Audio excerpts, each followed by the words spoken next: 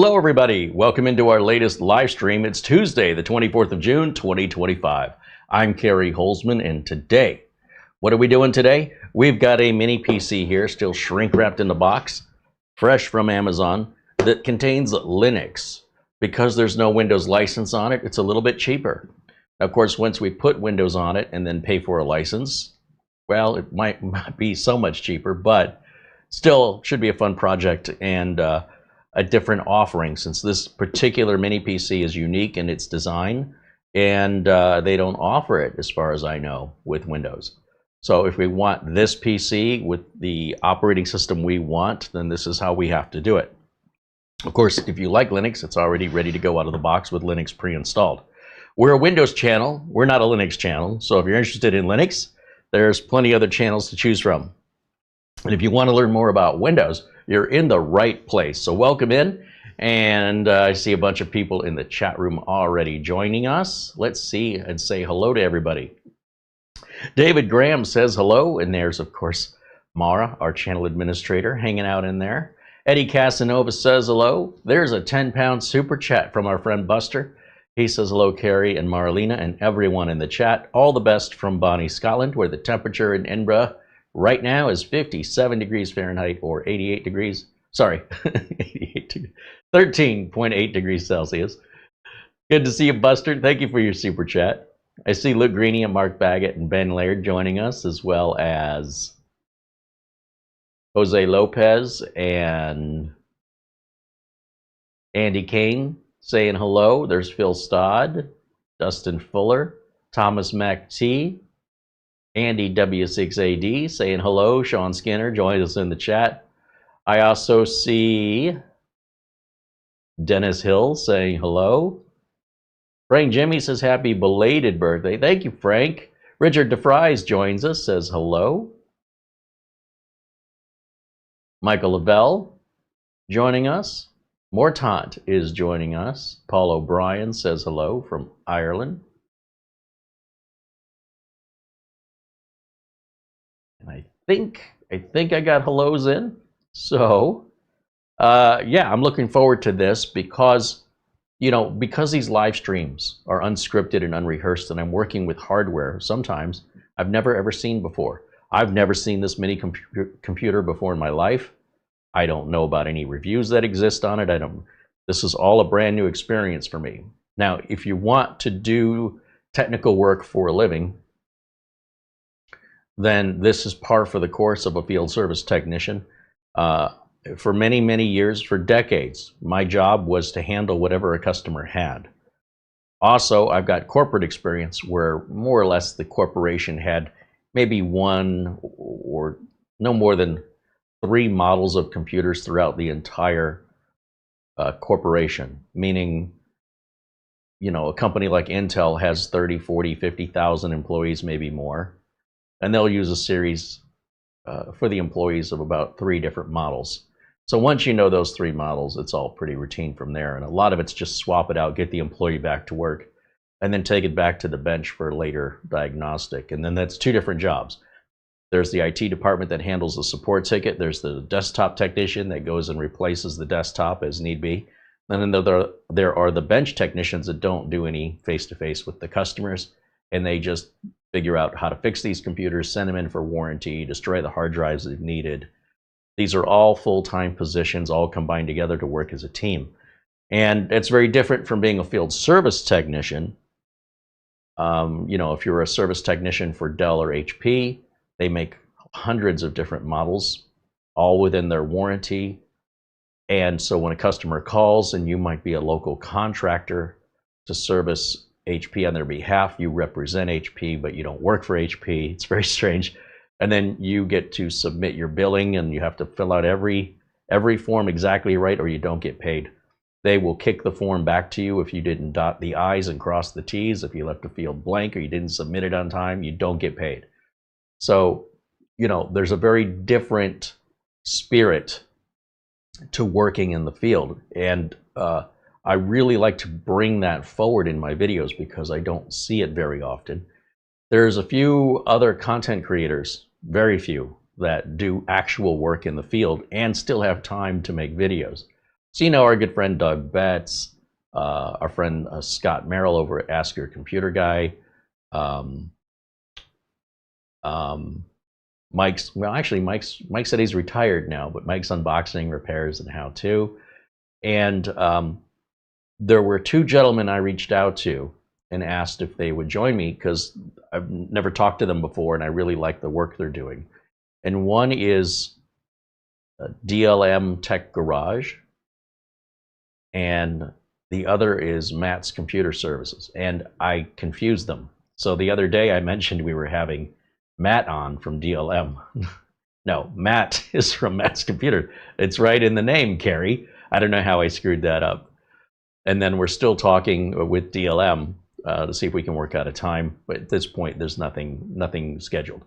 But I'm very much looking forward on Thursday to bringing on Matt from Matt's Computer Services. And if you've not checked out his channel or DLM Tech Garage, they're great content from my perspective because they're getting paid to do the work, and they've been doing this for at least a few years. And that makes them experts from the way it was defined when I was starting out. And whether you're self-employed or working for somebody else, it's really just about, are you getting paid to do the job, or are you paying to do the job?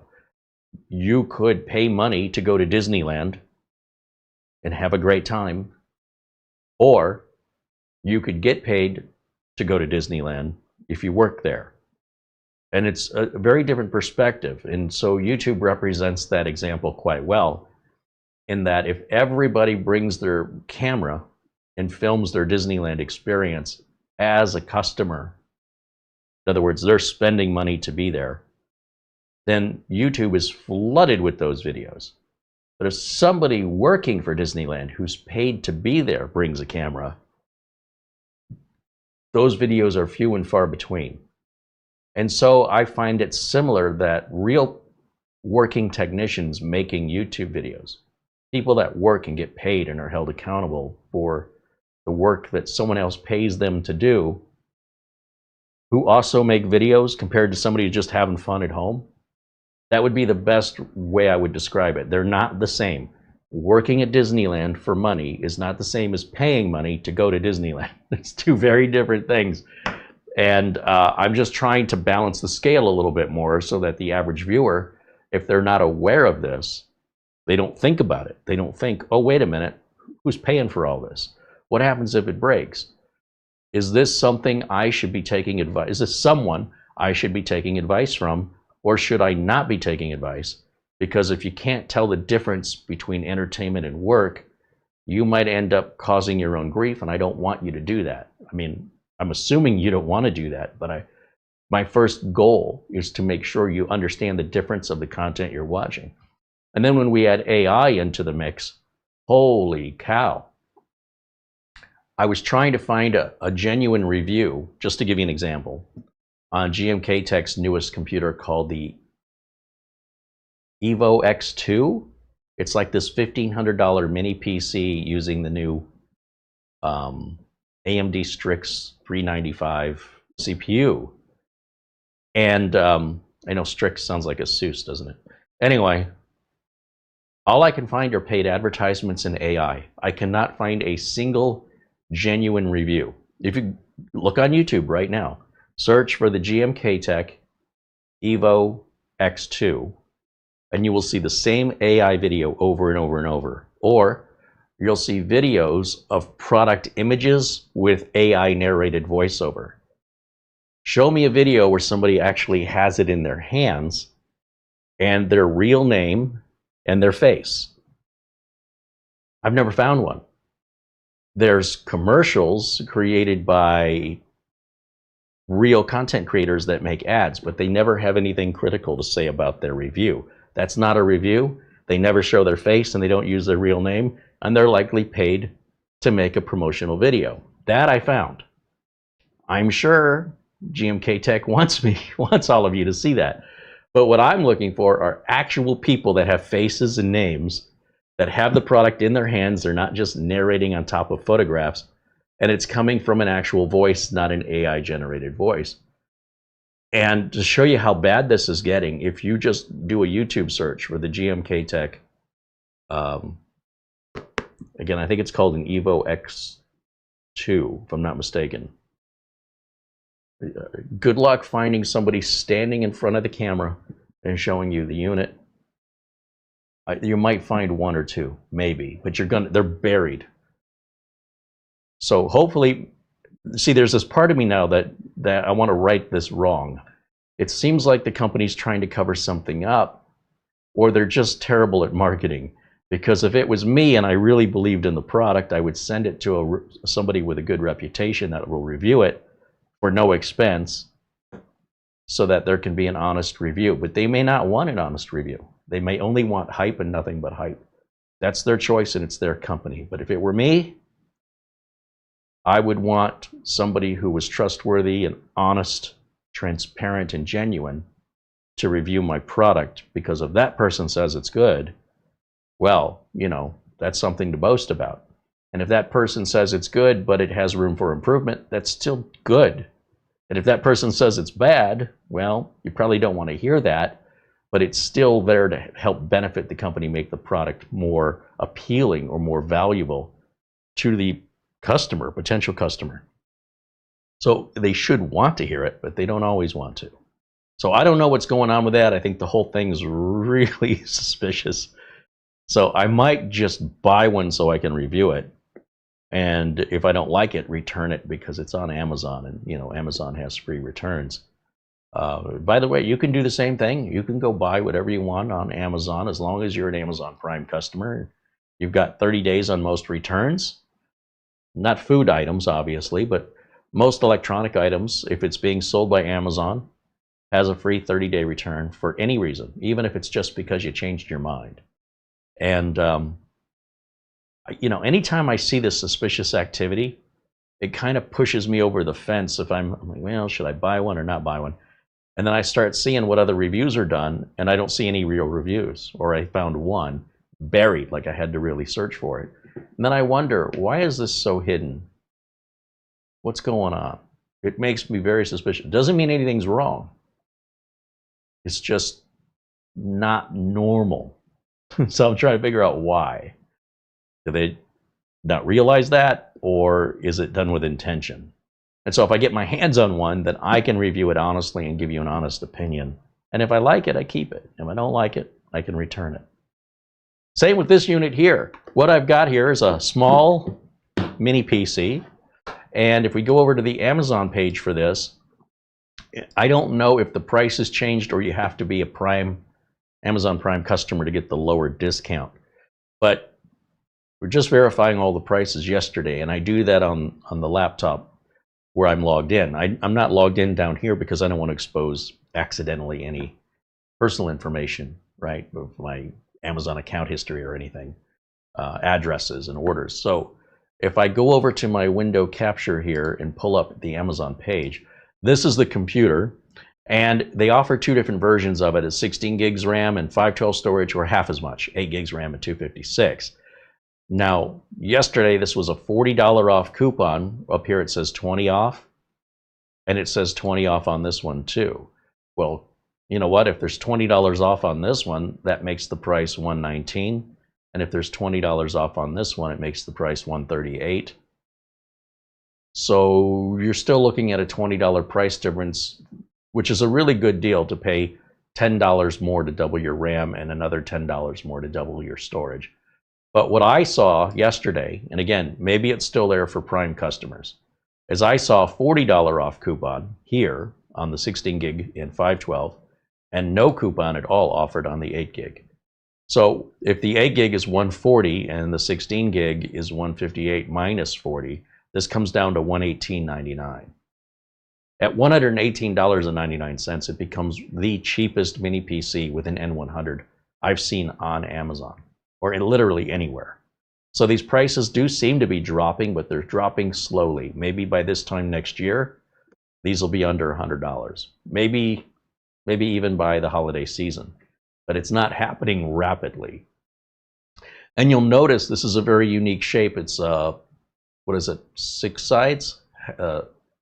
Hexagon, hexagon is 5, right? This looks like it's got 6 sides. We click on the images here. Yes. You have email. Oh, I have email. Wonderful. Thank you. What do you call a six-sided? So 5-sided is a hexagon. What's a 6-sided?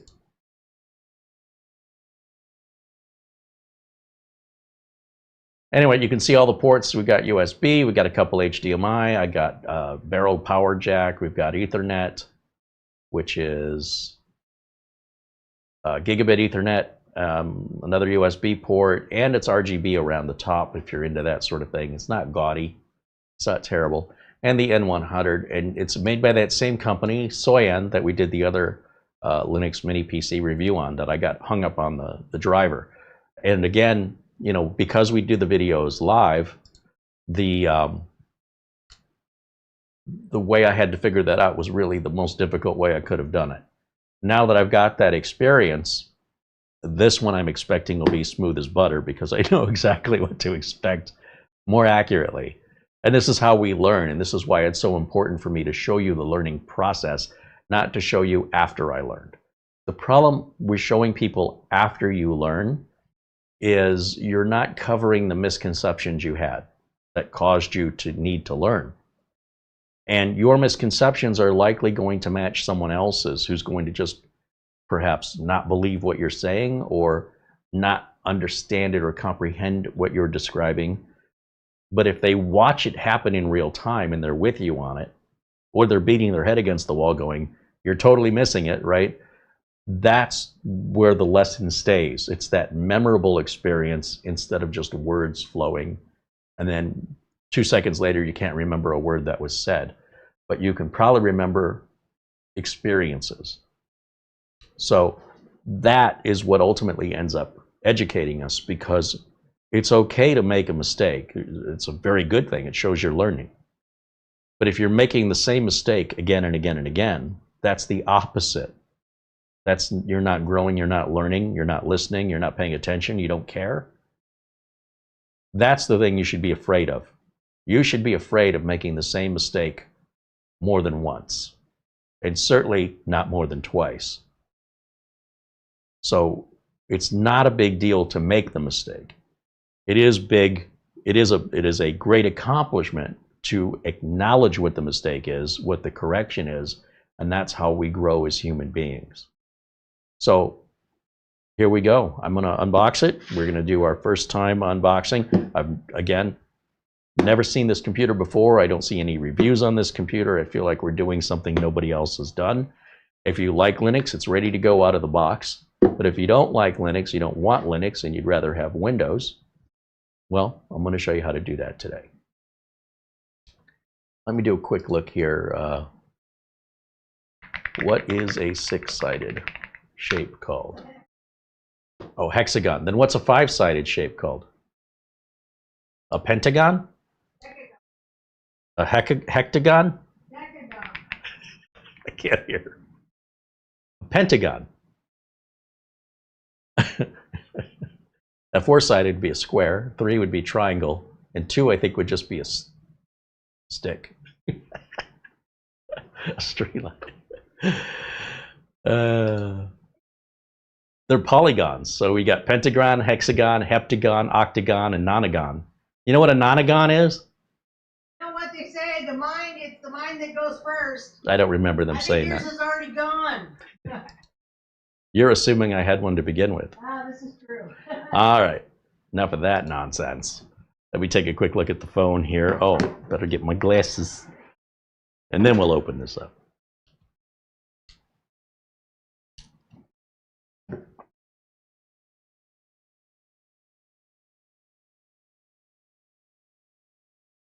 Oh, Frank Jimmy sends an Amazon gift card. He says, hope you enjoyed this gift card and you will find something you like for yourself or for the channel. Always enjoy your live streams and the content, and happy birthday. Well, right on. Thank you so much, Jimmy. Sorry, Frank Jimmy. You're right. I think I have lost my mind. Thank you, Jimmy Frank. Yeah, I don't remember. What did you tell me? All right. Well, thank you, Frank. And yeah, let's get on with the show. I did order parts for the case, the power supply, and the cooler to finalize the build we started on Friday, the mini ITX build, I decided to not use one of the cases I had, which is why I even did this whole thing to begin with. And I went with the G-Skill Mini ITX case, which apparently has been out for 4 years, and I had no idea G-Skill made a case. I found some reviews on it, and they're years old. I don't see anybody working on it recently, so at least my information will be fresh as far as, you know, how well is it aged? Are we going to have any issues?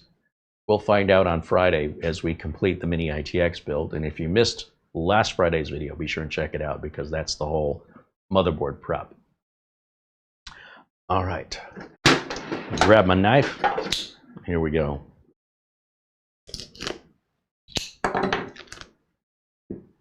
Let me get a close-up of this here.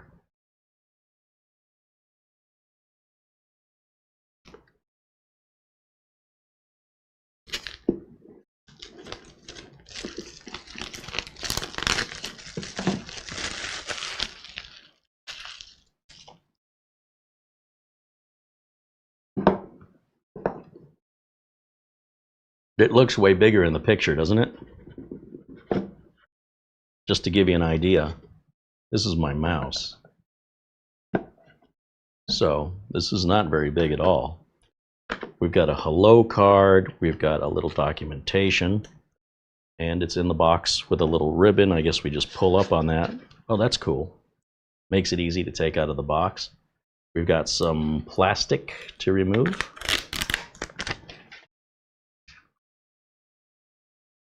Look at how thin it is. It's super tiny. So I guess this is the front with our USB port here. It looks like a microphone headphone jack here, power button there. Nothing here. This is our USB 3 and gigabit LAN. A couple of HDMIs and our barrel power connector, and that's the vent for the where the air is going to blow off the top of the CPU, and then 2 more USBs there, and we're all the way around. Underneath, not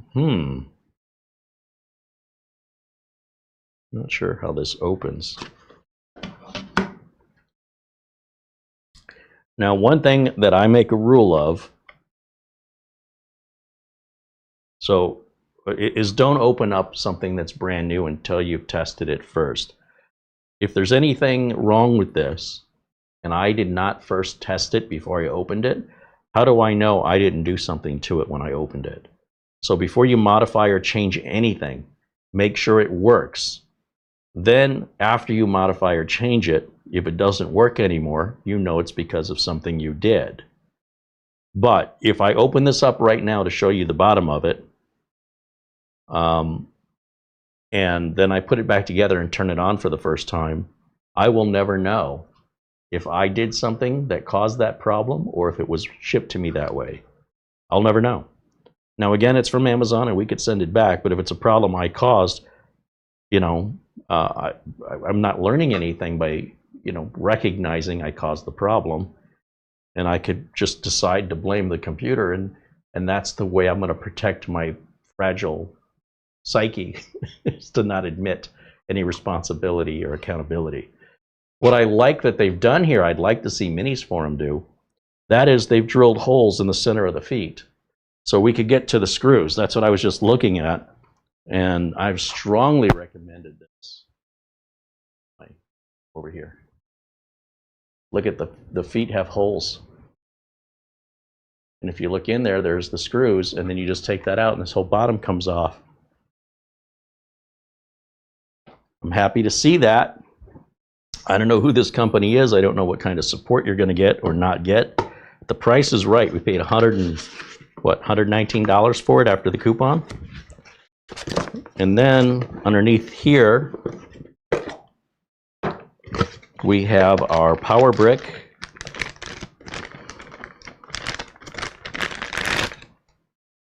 And an HDMI cable. There is no VESA mount for this, which is fine. I don't use them anyway. Just to show you that's completely empty. And of course, if you're buying equipment that's coming with stuff you're not using, it's adding to the cost of what you're paying.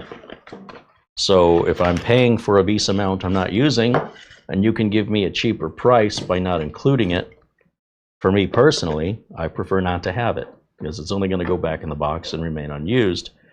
And if I were ever going to the store, I would not go and pick something up and buy it and then never use it. Not on purpose. Let's get this plugged in and turned on. We'll make sure that it works, and we'll go from there. Now, this power cord, let's go back to camera 1.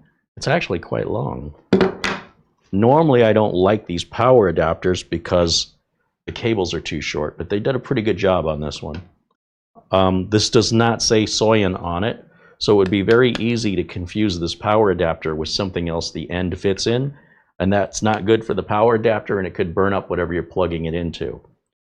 Anytime I get one of these power adapters for any electronic item, I look to see if the name of the item is on the power adapter. If it isn't, I will get a silver Sharpie marker on a black item or a black Sharpie on lighter colors, and I will write down whatever it goes to. So for this, I would just write down S-O-A-Y-A-N, Soayan, because nothing on this says that. This says Tekka. Tekka is the company that makes the adapter. Soayan is the company that makes the mini PC.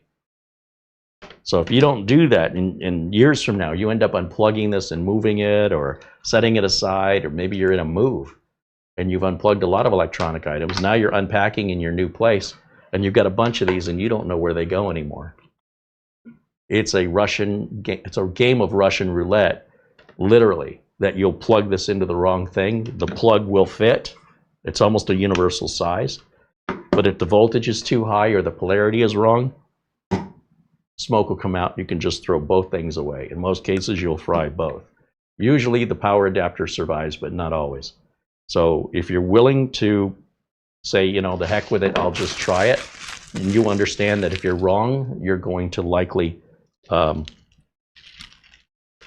basically cook it. That's the worst thing that'll happen, is it could basically catch fire. It may not actually be a fire. You may just see smoke and have a terrible smell in the room for the next couple days. I don't know why you would do that. So be absolutely certain when you're plugging power adapters in, if you don't want to ruin the power adapter and you don't want to ruin the device you're plugging into, power adapters are relatively inexpensive compared to whatever you're plugging it into. Speaking of that, let's plug it in. And let's grab my HDMI cable down here. It's somewhere. Standing on it? I'm usually standing on it. Yeah, that's exactly what I was doing. All right, HDMI cable. Doesn't matter which of the HDMI ports we use, just pick one. I need the keyboard and the mouse. Let me move this.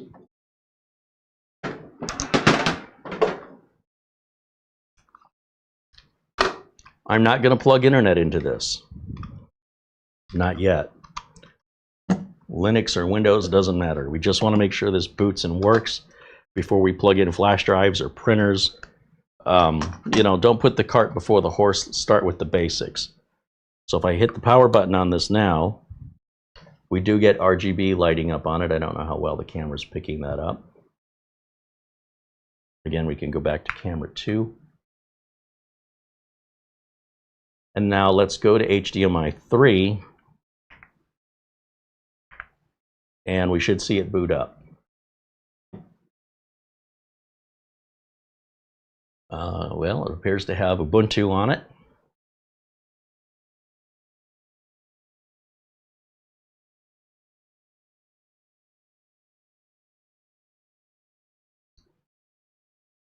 And let me get back over here to the chat room while we're waiting. All right, user. So this is where we got hung up last time, because I don't know what the default passwords are in this stuff. Let me,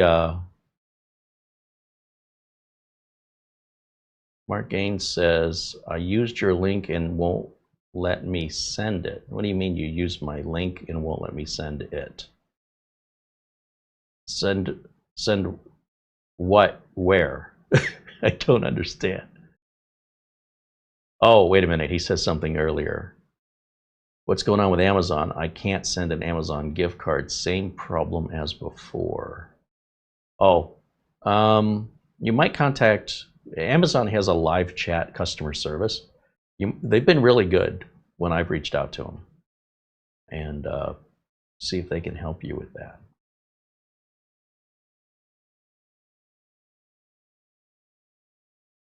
All right, let me get back over here. I got to go full screen to read this the way you guys see it. Oh, user.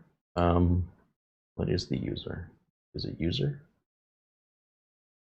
Password. Ubuntu. Is that what I learned from last time? No.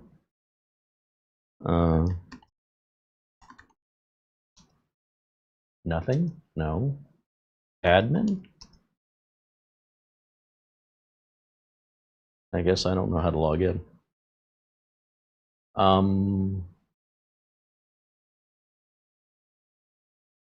Maybe the name isn't user. I don't know.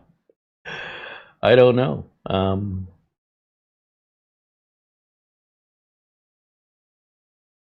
I go back and change the username? No, it's definitely user. Is there a piece of paper that tells us the default login? Let's see. Quick installation after the plug, RAM and SSD. No, I don't see any documentation that tells you the login credentials. I guess you're just supposed to know through osmosis. If you're a first-time Linux user, good luck. This is not for you. Let's see. Maybe somebody in the chat knows. I'm going to wipe it out anyway, but I'll try password. Doesn't like that. It doesn't like Ubuntu. User. Guest. No, it's not letting me in.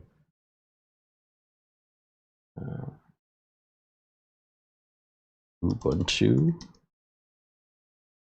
No. Capital U, Ubuntu. No. I don't know how you're supposed to know.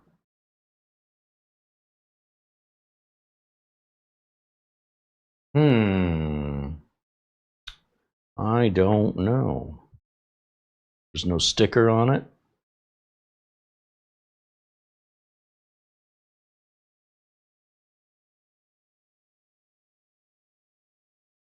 Frank Jimmy says, "You're welcome. No worries. I get my names mixed up all the time." Well, it's very, very understanding of you, Frank. Try the PC name. Soayan? S-O. How do you spell it? S-O-A or S-A-O? S-O-A-Y-A-N? No. Maybe with a capital S. S-A-O-Y-A-N. No. Ubuntu? No. Password? No. Capital P? Password. User? No. Leaving it blank? Nope.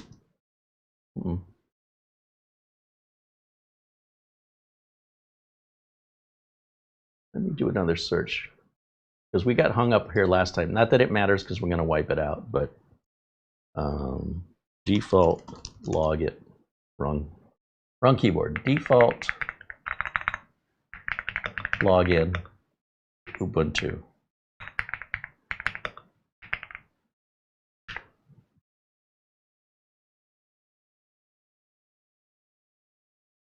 Well, the user Ubuntu might be mentioned.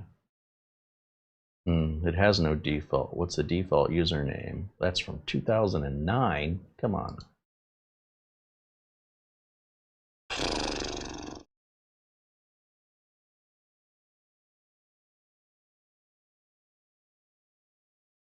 Default username is Ubuntu and the password is Ubuntu. Huh. The user does not exist by default.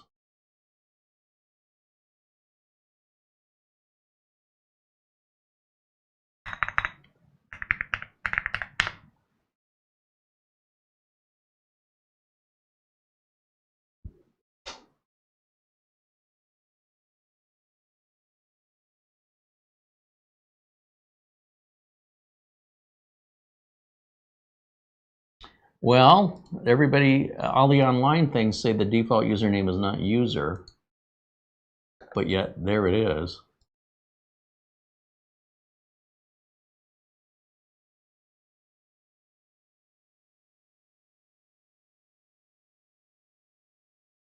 Username Ubuntu, password Ubuntu. Nope.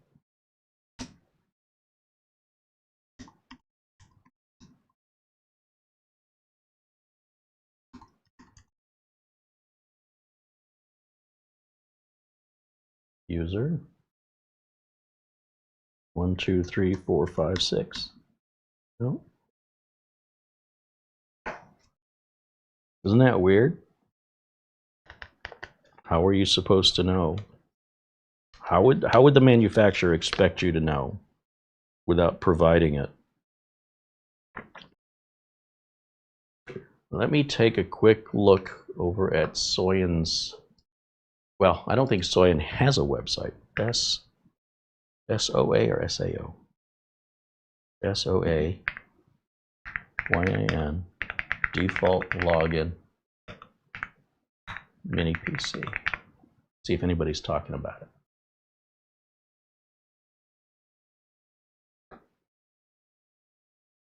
Specific information about the default login credentials cannot be found.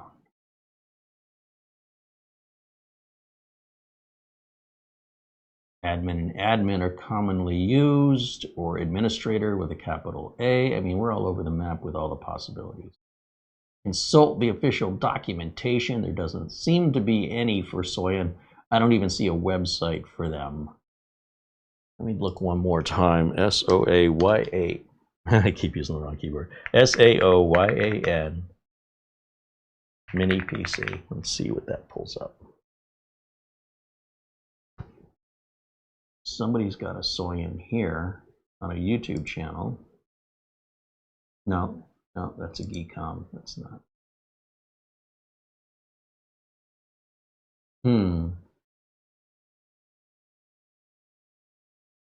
I wonder if anybody left a review that maybe. No, there's no reviews. Okay. I am hitting walls everywhere I look here. Let me go back over here. Andy says Control-Alt F3 from the login screen.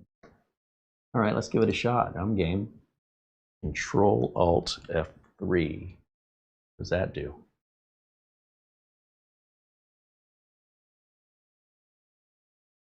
And then what? But Greenia says he sees the password as admin. Yeah, but we've been trying that. It did not work, unfortunately.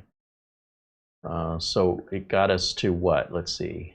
Open source projector. Let's take a look at. Oh my gosh, I cannot even. I don't know what that says. Hold on. Let me walk up to the screen because I can't read that.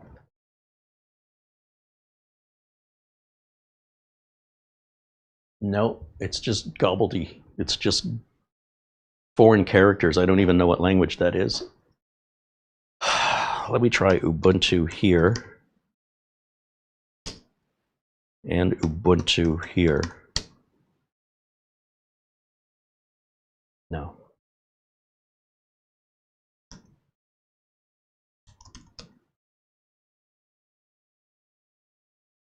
No. User, blank. User and user. Password. User.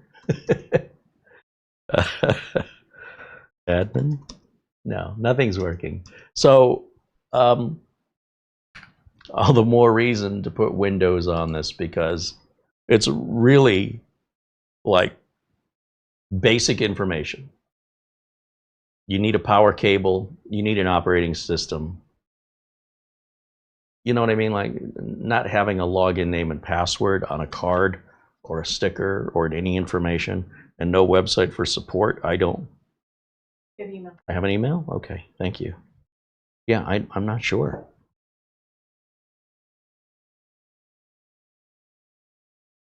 Oh, our friend Buster. Buster sends a very generous Amazon gift card. He says, hello, Carey and Mara. Enjoy the gift, your friend Buster. Well, thank you, Buster. I've gotten gifts from Buster like every day for the last 4 days. Back off. He's my friend. Go get your own. He's a great guy. Thank you, Buster. All right. So we're going to forget the Ubuntu login because we're just wiping it out anyway. I know some people might want to know the details of what version of Ubuntu they put on there, but quite frankly, they might as well have not put it on, because even if we wanted to use Ubuntu, we'd have to reinstall it to get past that login, because they're not providing that login information. They just expect you to know. And if you don't know, that's your problem. When I don't like that attitude at all. I hope it's just an oversight and not a stereotypical Linux perspective. When you go to the Linux communities, they quite often will determine whether or not you deserve to be there based on how familiar you are. And if you're not familiar, then you're not worthy to be there. I see that over and over and over again in the Linux community, and it frustrates me to no end that people are such jerks. Nobody was born knowing this. Somebody had to teach them. And now that they've been taught, now they think they're better, or you're not good enough. They become judgmental. And it's frustrating coming from a world of Windows, which is designed to be universal for everybody. And Linux is technically, it's really designed for the people that want something more technical, more control, and have more of a technical mindset. Windows was never designed for people with a technical mindset. It was made for just the average person. Same is true with Apple products. In fact, Apple sort of led the way in that, to be honest. Apple wanted computers to be available to everyone, regardless if they had any technical inclinations or not, that it would no longer be necessary. And so this dumbing down is how it's often seen. And they're not wrong. But if somebody is expressing interest into becoming more technical, in my opinion, you should embrace and encourage that, not send them away and, come back here when you at least have the basics. Where are they supposed to get the basics from? Who better to offer it than those technical communities? And it's beneath them. More often than not, it's a very common thing that it's beneath them. So it's just something I don't like about the Linux community, or a significant portion of the Linux community are very snobby. So I don't want to be a part of that community, and therefore I don't want to have anything to do with their operating system. That's, again, not representing all Linux users, but a significant stereotype Linux end user prevails online. And when that stops being stereotypical, then I'll reconsider. It's never happened in my life so far. It just keeps teaching the next generation how to act that way. And I don't expect that's ever going to change. There are exceptions. However, in my experience, those are exceptions. What the norm is, you got to prove yourself worthy. I don't want to be part of a community that's got to prove myself worthy. I mean, just kindness is all you should need. So I'm just calling it as I see it. Let's get my Windows 11 media installer out. We'll plug that into any USB drive, and we're going to show you how you can easily reset any computer, regardless if it originally had Windows on it or not. And this is, of course, assuming that this computer is Windows 11 compatible, which I know based on the CPU it has that it is. If you're not sure, you just Google whatever CPU you've got, along with the words, is this Windows 11 compatible? And it will tell you. So, it's not like I just was born with this knowledge. I do it every day. And every day, I'm typically expanding on what I already know to things I don't know. If I already knew it all and I wasn't learning anything, I'd be bored and want to do something else. So don't get frustrated in the learning process. That's a natural part of it. And sometimes when you start feeling frustrated, the best thing you can do, listen to me, walk away. Go find something else. Go to the store, run an errand, go watch TV, relax a little bit. This can wait. When you're in a state of mind of frustration and you're being stubborn, it is a very difficult way to teach people, because their mind isn't open. And they're you're in your own head so much that you can't even see what you're doing to yourself. So have the self-awareness to recognize you're not being self-aware. And the best thing you can do is just let it go for now. Relax, get your mind off of it, be distracted with something else that needs your time and attention. And then, you know, as you're watching TV or doing something else, you might be thinking about it. And I promise when you come back the second time, you will likely be successful and you won't feel so frustrated. So there's no power light on this. I guess just the RGB indicates that the unit is on. I just noticed that. There's no power LED here. So the RGB light across the top, I guess, is the power LED. So what I'm going to do, I'm going to just unplug it. I mean, I don't care if I corrupt an operating system because we're wiping it anyway. I still leave the internet left out. I'm still not plugging in any other flash drives, printers, anything like that. I'm still not opening this because I don't even know that it works. Sure, we got to a login, but what does that even mean? What if I get a blue screen or something? So once we install Windows and get all our drivers and everything looks good and happy, then I can open up the bottom of it, show you the insides, and then put it back together and turn it back on and make sure I didn't break it. So let's turn this back on. And this time I want it to boot, instead of to the internal drive, I want it to boot to the USB. And I'm not quite sure how to do that on this unit. So let me jump back over there and see if I hit delete a bunch of times on the keyboard. Will that let me in? Sometimes it's F2. Yeah, see, I missed it apparently. We'll get there. So I missed it. Let's Control Alt Delete. That's not working. I'm going to unplug it again. Wait a second, plug it back in, turn it back on. And I'm just guessing because, again, I don't see any documentation that's instructing us on how to get into a BIOS. So I'm going to start pressing F2 right now and see if that is any better. No, I'm still missing either the right key or the right timing. So I'm going to turn the unit off by holding the power button in. I'll just hold it in. There we go. And I'll turn that back on. And I'll start pressing F10 right now. I can work my way across those function keys. One of them's got to be the right key. And I just repeatedly press that.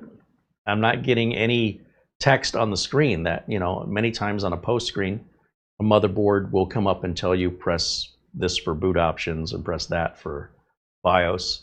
I don't see that here either, so I don't know the username. Without the RGB, I wouldn't know if it was powered on. And I don't know how to get into the BIOS. So we're off to a great start. There's a workaround for this also. However, I'm trying to do this in a way that is essentially the same as other mini PCs. The fact that it's got Ubuntu on it shouldn't change the BIOS at all. Andy recommends the escape key. All right, let's try escape. We'll turn this on and I'll start pressing escape over and over and over again. And let's see if we get any better luck here. I've never seen escape work to get into a BIOS, only to get out of one, but there you go. Andy's nailed it. He is correct. And that is probably one of the first times I have ever seen an escape key used as a BIOS entry. I would have never guessed that on my own. So thank you, Andy. Let's go over to my full screen projector here so I can see what we got in here. Yeah, there's our N100, and we have a bunch of information in here. Just want to flip through it real quick, and you can always go back and freeze frame if you want to read through any of those options. You do see TPM is in there, right? And LED control. Here's the thing. If we turn LEDs off, oh, I see. Breathe on blue, green, cyan, red, green, yellow, white, purple. Interesting. Kind of interested in red, blue, purple. All right. NVMe configuration. It says no device found. Well, that's a little scary. I wonder if it has a SATA drive in it instead of an NVMe. Let's see. Where would that be?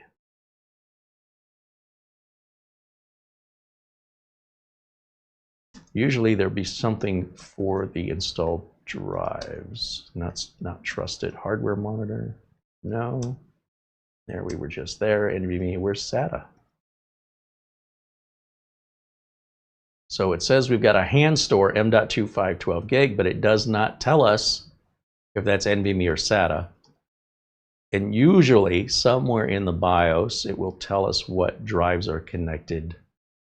It's normally under, well, I would think under connectivity configuration, but I don't see it here.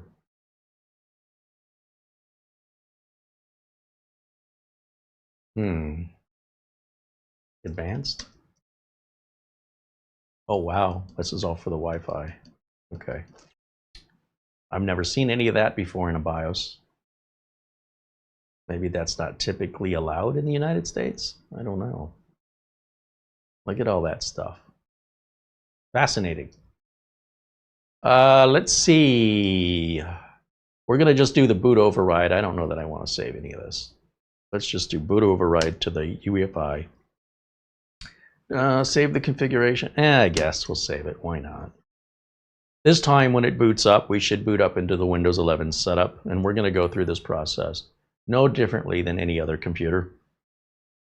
There's always consistency, and it's always the same if you want to get the same results every time.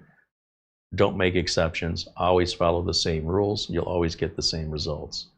What's interesting here is it did say Ubuntu under the screen there, like it's loading Ubuntu, and did not load from the drive I told it to. So we're going to try again. I don't know why that happened. So Control-Alt-Delete. Hold on, let me turn this off. I'm just holding the power button in until the unit shuts off. Turn it back on, and I'll start pressing Escape.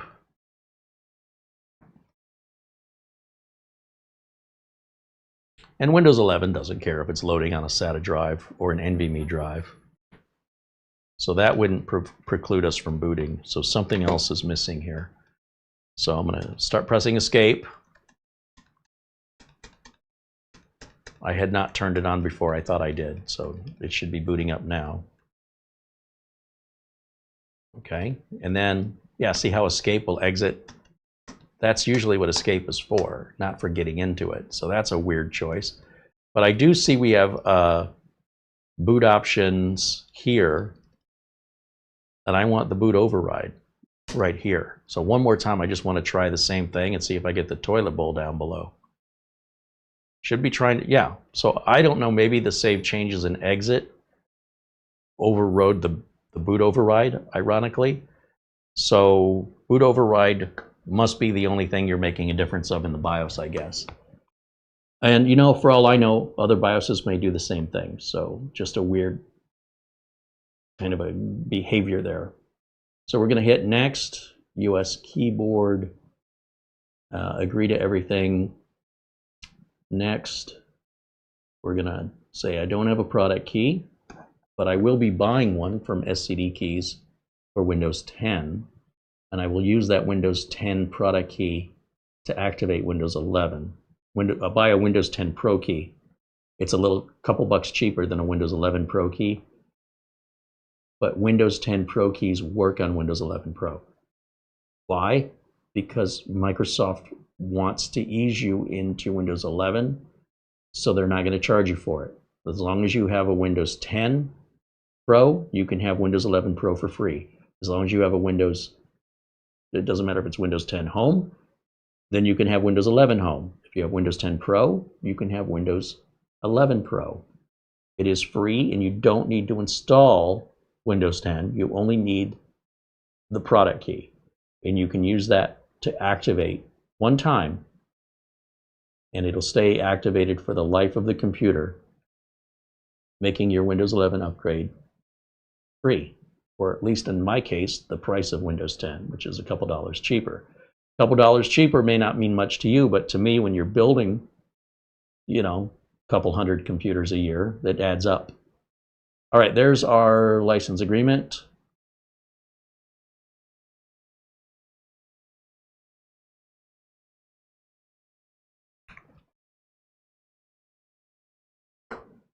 now we're looking at, hold on a second, there it is.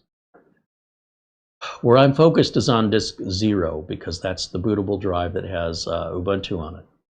And I want to delete every partition it has. We're going to completely erase this drive so that it's like new out of the box, without an operating system, without partitions, without formatting. And one by one, everything that says disk 0 here, I'm wiping out if it's got a partition.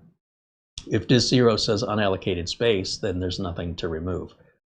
Because there's a partition between unallocated space, the partition is sitting between two areas of the drive that are unallocated. When I remove this, then the whole thing becomes unallocated and there's no more division.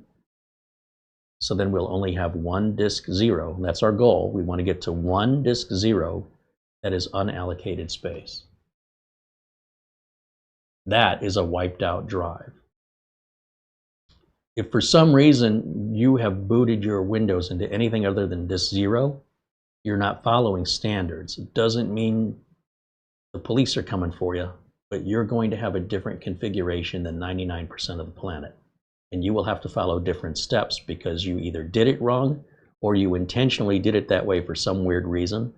And there will be other side effect consequences. I can't tell you what they'll be, but you will forever be doing things differently, especially regarding system maintenance and upgrades, because you did not follow the standard, which is allowed, but it's up to you now to know what you've done and to understand how you might need to modify other how-to videos to accommodate your digression from the norm. So disk 0 is where I always put Windows without exception, and there should never be more than one disk when you install Windows. That way you're not accidentally installing on the wrong drive. So temporarily disconnect any other drives. The only reason you see a disk 1 here is that is our USB flash drive that we have our Windows 11 media on. And you can tell by the size of it. So we want disk 0, unallocated space, we're good to go. We hit next, it's going to summarize. Hey, is this what you want to do? Everything's going to get wiped out? Yes, yes, yes. So give it just a second here as it's thinking. And in just a moment, we should get the confirmation. We're ready to install, so install. This install will be no different than any countless Windows 11 installs you've ever seen me do, or for that matter, Windows 10 installs. They're always the same. I cannot emphasize that. We do not deviate from the norm, because when we do, that means we become an exception when anytime somebody's trying to help us, we're not following the standards, and that makes somebody helping you more difficult to help you because they don't know you did that. In fact, you may not know you did that. But if you do know you did that, then do expect that you're always going to have to deal with that for the entire time you own that computer or until you change your configuration back to the norm. So decide what's right for you. I would never do that to myself. I would never have certain computers configured one way and other computers configured another, and then be able to maintain those computers equally while always remembering the different support requirements. It's way too difficult at scale. Everything needs to be the same for there to be any efficiency and there to be anything optimally, effectively making me money, where I'm not holding myself voluntarily back for feelings of emotional reasons. That's the way I see it as a working computer technician that wants to stay in business. What individuals do to themselves is their choice, but when they want to hire a professional because they've gone in over their heads unknowingly, the cost to repair that is going to require more time to untangle it, and that's going to cost more money to that end user because they went around the norms. All right, so you choose for yourself, but I'm just explaining to you why I make the choices I make. And let me go back to camera 1, and what I'll do is I'll put it in a corner right up here, and that way we can watch the install take place. And let me go over to the chat room and see what you guys have on your mind. Oh, look, my Windows crashed. Not my Windows, my browser. That's frustrating. I still have that memory leak in the live chat. Marco joining us from Italy. Ciao, Marco.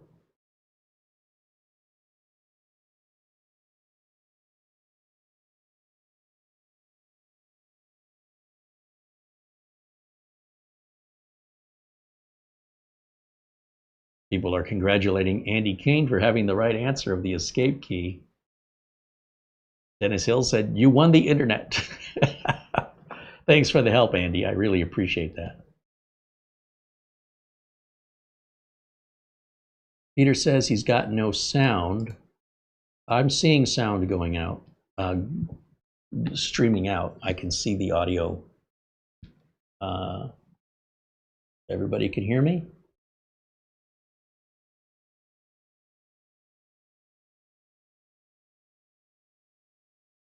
Oh, okay, Peter. Buster says he's fixed it. Good, good, good. Okay, Ron Barnish joining us and says hello. And he says, glad I could help. I love it.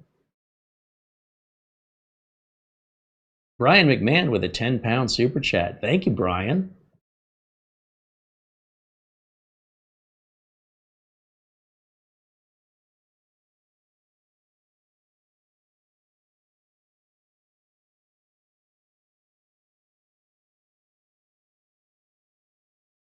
Aaron Werner joins us. Welcome in, Aaron. Phil Stodd saying hello. He says he uses Linux as his daily driver, and I'm not familiar with the latest Ubuntu distro. Sorry. We're wiping it out anyway.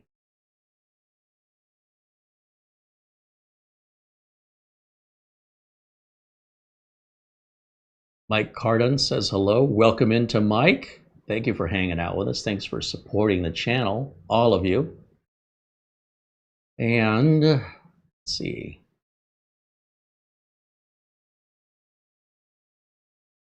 Yeah, at this point, we're just waiting for the install to complete. And then I'll show you how we're going to get the drivers for it. It's really easy, super easy. Normally, with a reputable mini PC manufacturer, they have a website you'll go to and download the drivers. Soayan isn't following that standard. They apparently don't have any website, therefore they don't have any support. You're kind of on your own, just like if you bought it at a garage sale. But that also means they don't have those expenses, so they don't have to charge as much money. So you can get this cheaper than competitors who do offer even so much as a website with downloads. It still costs money. Where does that money come from? It comes from the sale of the products. Support costs money. If you can eliminate support, you could significantly cut the cost of the product. Significantly. You know, we're seeing upwards of a $30 savings, $30 to $40 savings for no support. If that's worth it to you, it's just like a garage sale. Maybe you pick something up at a garage sale that's cheaper than getting it at a retail store. There's no returns, sold as is, you're on your own, no support, you figure it out. As is. This is one of those as is situations, except by purchasing it from Amazon. If you change your mind, you can always send it back to Amazon if you don't like it within 30 days. And that way you have the freedom to, you know, take your time. If you need more than 30 days to decide, well, I'm just going to break it to you, you like it. Okay, if you can't figure out if you like it or not, then you like it.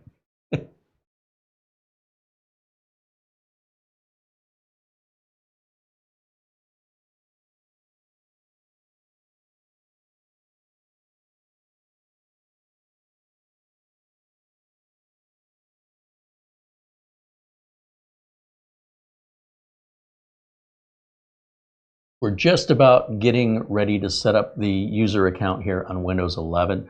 Now at this point, it's done with this flash drive. I don't need to keep this flash drive plugged in. I can just remove it now. In fact, after the first boot, it doesn't use this anymore. And when I go through this process, I want to make sure I am not connected to the internet. And I cannot emphasize that enough. And I can't tell you how many people don't listen, or they forget, and they wonder why they're not getting on their screen what I'm getting on mine. And it's because they've left it plugged in, or they are signing into the internet when it asks you. If you do that, then you need to follow someone else's video if you don't know what you're doing. If you follow it exactly the way I show it, you must have that internet disconnected when you boot to that you're installing Windows. It needs to happen first, have it disconnected, then install Windows. If you're in the middle of a Windows install and you're like, damn it, I forgot, shut it off. Just pull the cable, pull the power cable, unplug your internet, start over again. Don't try and patch it up, because now you've got basically an unstable installation, potentially. So start over. Do it right the first time, and if you didn't do it right the first time, then shut it down and do it for the first time again. We're not going to call it the second time. It would only be the second time if you just stubbornly went through with it because it's too much trouble to start over. In which case, maybe hire somebody else to do it for you. You're not qualified for it if you think that's a big deal. I wish that was as hard as my job ever got. But take it or leave it, that's my advice. If I forget, and I sometimes do, pull the plug, unplug the Ethernet, start over from the beginning again. That way I ensure every install is exactly the same without exception, and I should not have to repair anything brand new. So I don't want to have to go back and fix it. Let me turn off camera 1 here so that way you can follow along with me. This is the same series of answers that I always follow. So United States.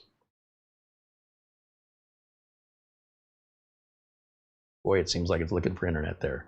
US keyboard, no secondary language on my keyboard. Some people have multiple languages. Now it's looking on the Wi-Fi. Let's connect you. No, let's not. So I'm going to click down here. I don't have internet. Even though I do, I'm going to lie to it. This way I can create a local account, which I'll call user, and leave the password blank. I turn off everything but location settings. This is going to make sure my date and time are corrected for me constantly through daylight saving or just from regular minutes and seconds that are lost on a regular clock over time. It'll regularly synchronize to the internet time clocks, and that way I never have to worry about it. You never saw me even so much as look at the date in the BIOS because I don't waste my time. This is not 15 years ago. Modern computers and modern operating systems don't need you to do that anymore. Now, when we get to this final screen here, it does it takes all the settings that it's asked us questions on, and it starts plugging those into Windows to configure it the way I want it, and I always configure it the same for everyone on every machine. Laptop, mini PC, desktop, doesn't matter. This is always the same. Now we're going to be missing some drivers. We can do one of two things on that. We can immediately go for the drivers first, which I think would be a mistake. Or we can plug into the internet, hit up Windows updates, and see how much of the drivers Windows will provide for us. Let that take a few minutes. When it reboots, see what's left over in the device manager, if anything, that still requires a driver. And those leftovers, the ones that didn't happen automatically through Windows Update, those are the ones I'll go and get. I don't want to grab the items that can be delivered to me without me having to lift a finger. And how would I know what those are if I don't do that first? So this is the logic behind the reasoning from the advice I'm giving you, coming from my experience as a working computer technician, where there's only so many hours in a day and I can only make so much money per hour.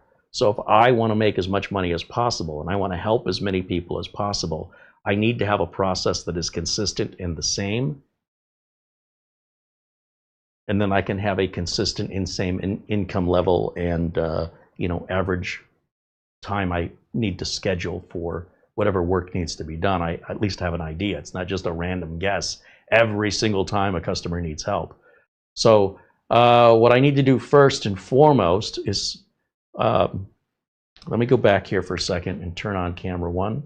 Since now you've seen all that, now I can plug in my internet connection. So let me do that. Now on some brand new builds, you may have a network interface card that's so new that Windows, it's not built into the latest version of Windows. And if that's the case, I have a USB to Ethernet adapter where those drivers are built into Windows. Do I need that? Let's find out. Let's plug it in.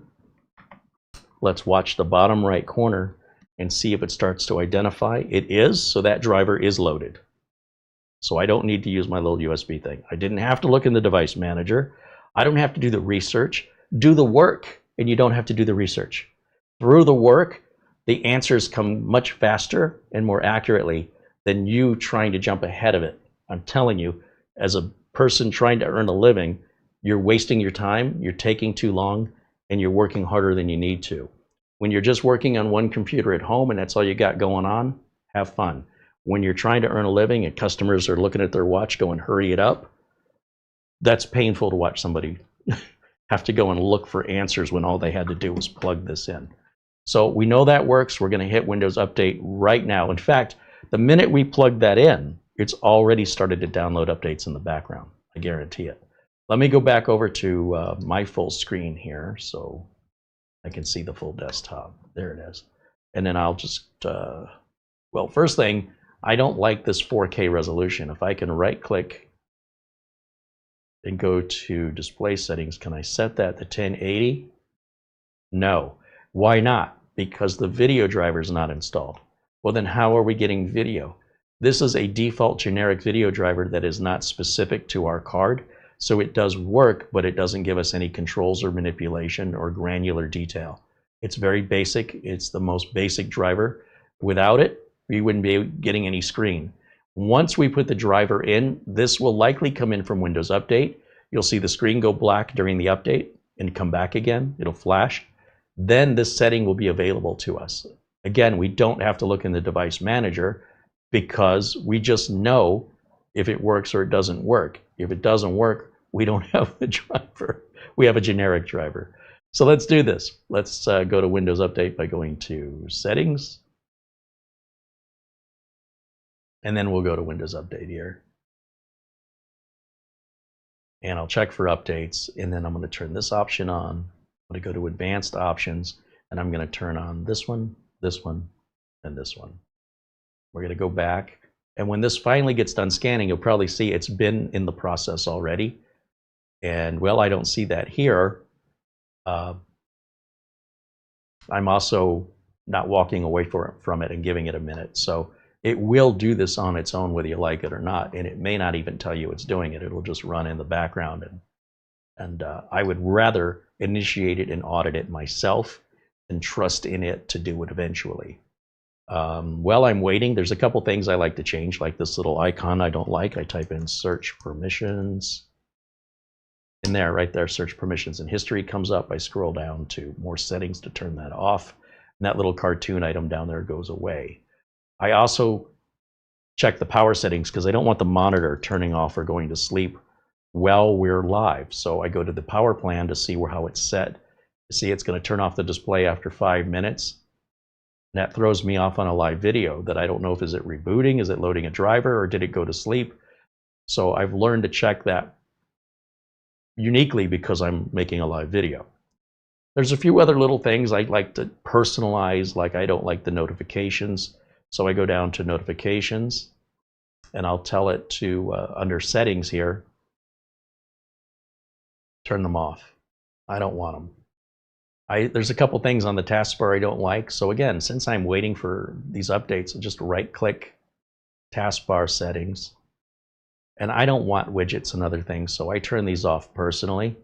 And when it comes to other taskbar icons, I don't want OneDrive on there, but I do want to see my Bluetooth and my Windows security. And I will eventually get Wi-Fi and safely remove USB.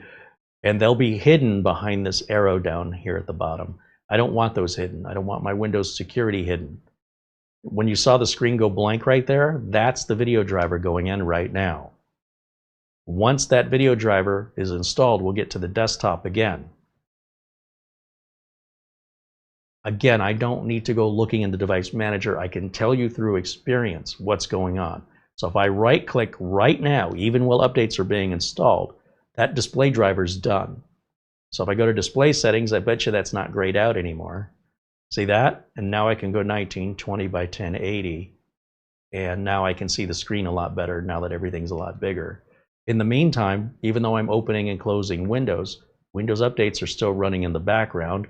So we can go back to settings and Windows Update and it'll bring us back to wherever it is. Okay? Okay. So we're going to wait for all of that to finish installing. Guess I can move the camera a little bit here. Watch that. And then we'll do our first reboot. Then we're going to look in the device manager and see if anything's missing, and then I'll show you how to locate those items. It's really easy. Easy peasy.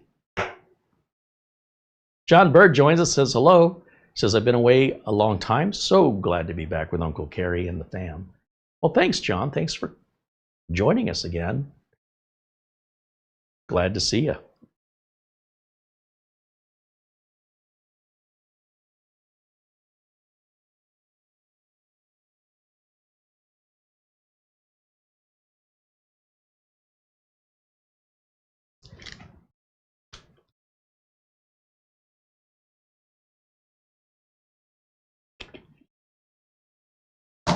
My Gatorade Brigade. That's what we'll call the members, the Gatorade Brigade. Membership's green, the Gatorade's green. Why did I just come up with that? I have no idea. I'm just staring at a screen waiting for it to finish. This is what happens in my mind if you leave me to my own devices without something to distract me like work. It's not good for anybody.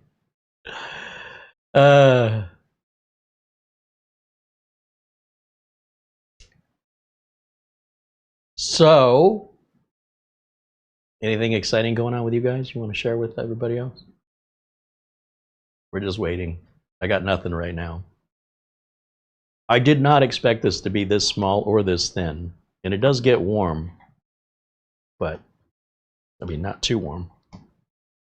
It's quiet. I do hear a fan. I don't know how well you can hear that, but it's very quiet.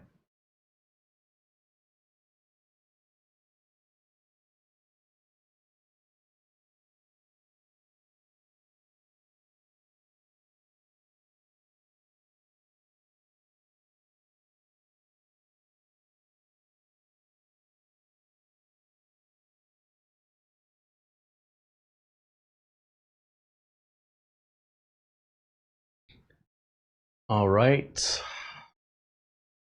Quiet chat room today. What else can I tell you about?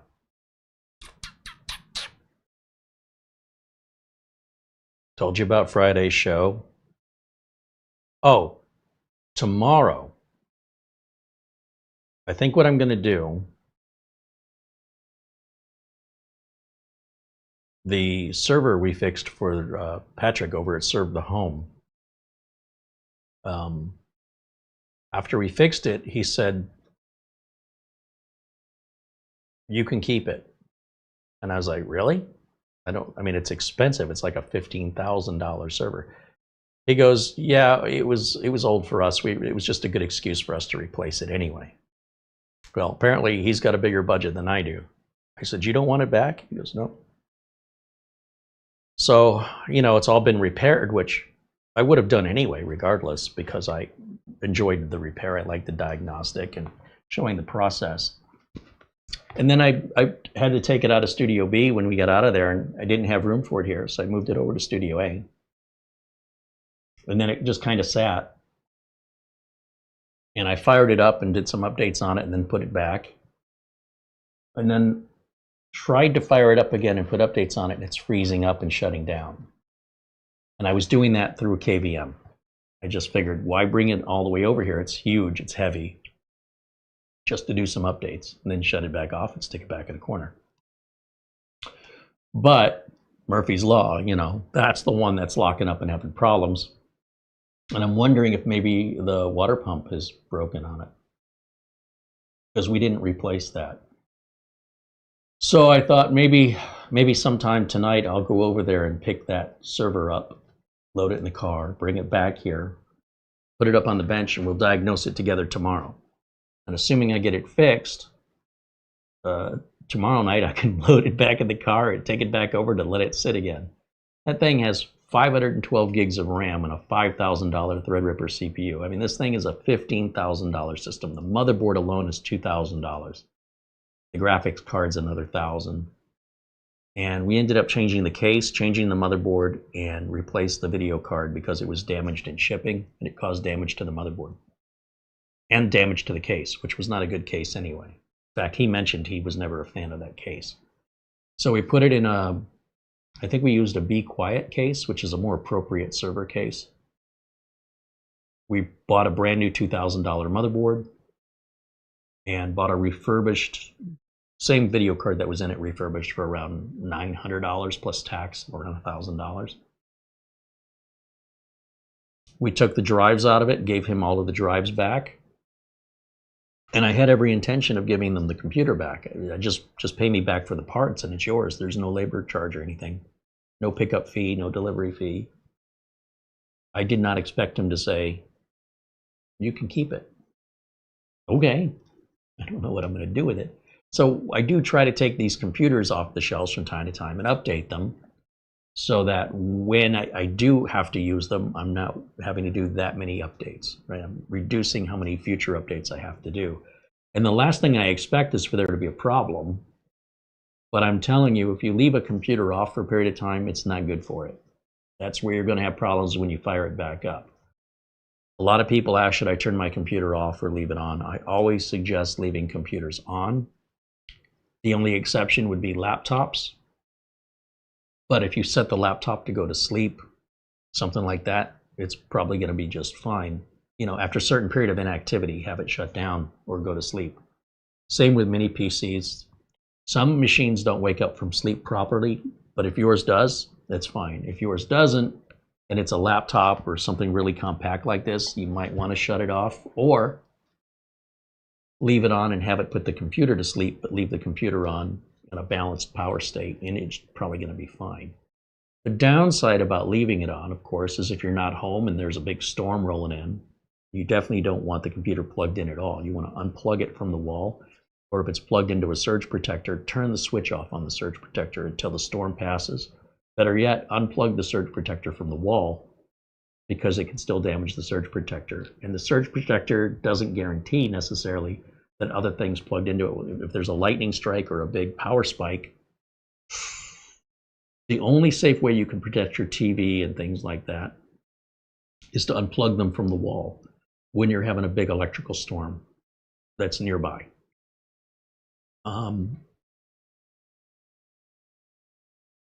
I have a couple clients that have mini PCs and they do leave them on. It's no problem.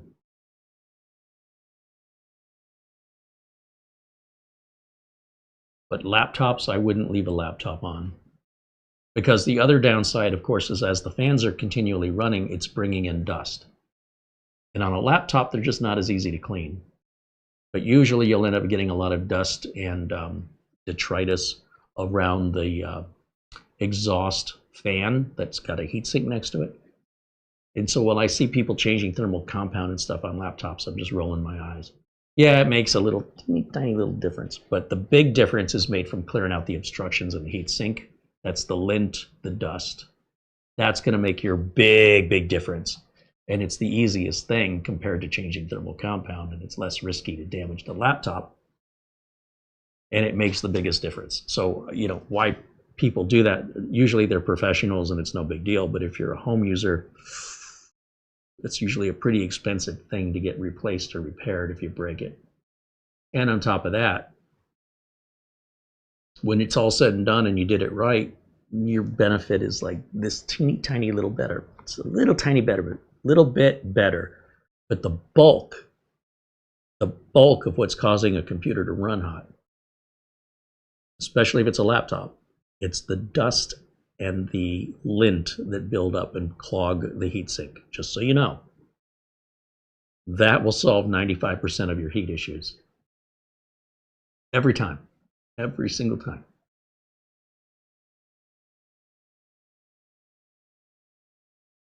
But if you're a computer technician and you're like, Carey's making a big deal out of it, well, that's because you have experience. Maybe you've broken some things in the past to get there. And maybe your attitude is, well, I'm already in here, I might as well do it while I'm in here. It's your decision either way, but for people watching enthusiast videos, those enthusiasts have already broken a few things. That's how they got to be where they are. And so now they've got confidence they're not going to break it, and they're going to show you how they do it, and they're going to say, well, since I'm in here, I'll do it anyway. But since even when they're successful, it makes a very tiny improvement, why bother? So you decide for yourself, but that's That's the way I see it.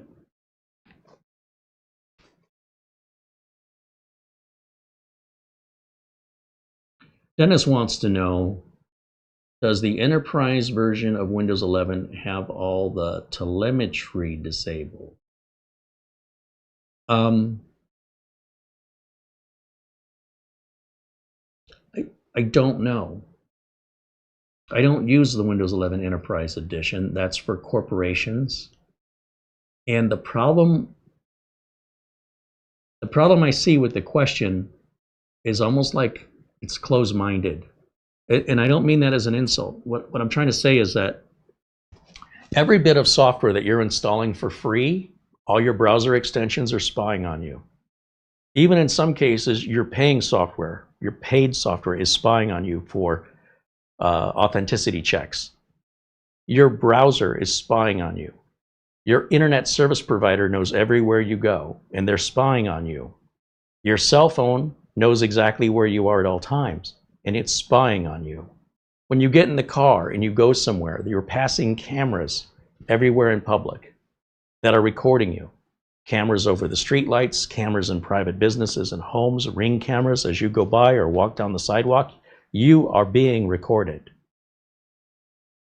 The only way I know to turn off all telemetry is to unplug from the internet. Because anything you do, any data that's being sent to you can be traced back to you. There's a word for this, and I can't think of what it is. But it's often why things like encryption and stuff can be hacked, because they add a payload to the encryption that's a beacon. All right, where's the beacon go? The data itself can have a beacon attached to it. Like a hacker could do this, or a corporation with nefarious purposes can add a beacon, and you'd never know it was there. And so what ends up happening is when the beacon arrives at its destination, it does what a beacon does and says, I'm over here, and now they know where you are. Regardless of how many VPNs and how you're routing, wherever that beacon ends up going off, that's the destination. There's not much you can do about it. You'd have to be at a super high level. Then on top of that, because there's people that have used Tor and they think I can sell drugs online and get away with it. And the Silk Road, just read your history. These are really smart people who aren't as smart as they thought they were. So when it comes to the telemetry data, for the most part, it isn't nefarious. It's just trying to sell you stuff. If they see you were just looking at Levi's jeans and you didn't make a purchase, and you go to another site like, I don't know, CNN to read the news, and then you see an advertisement for Levi jeans, they don't know who you are. They don't even know that this is not a public computer that 27 people are using differently a day. It cannot differentiate one user from another, essentially. It's going to identify a location, sort of a ping, if you will, and a pattern of usage, or not even a pattern.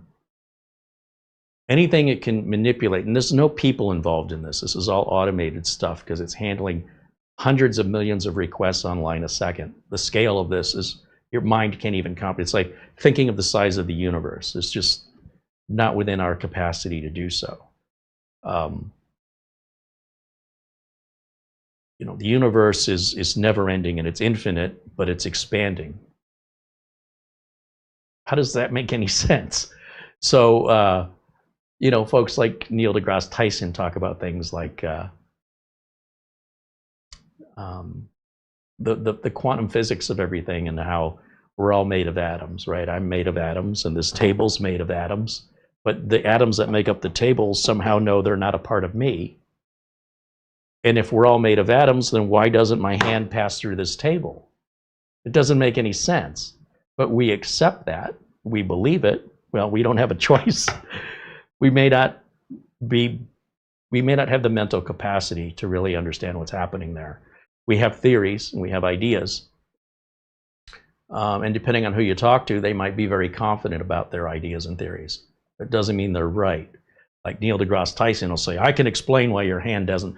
He's theorized. I mean, it's a good enough explanation. So in any event, when we talk about telemetry, everything you do online is data being sent to you. Now, back in the day, one of the ways that they could tell if you opened an email was by planting a beacon in a JPEG image. So when you open the email, and the default was to display the images, it could be advertisements, it could be spam, right? Even though you deleted the message, because you opened it and the JPEG image loaded, it would have grabbed that JPEG image off of a website. This is the most basic way they would do it.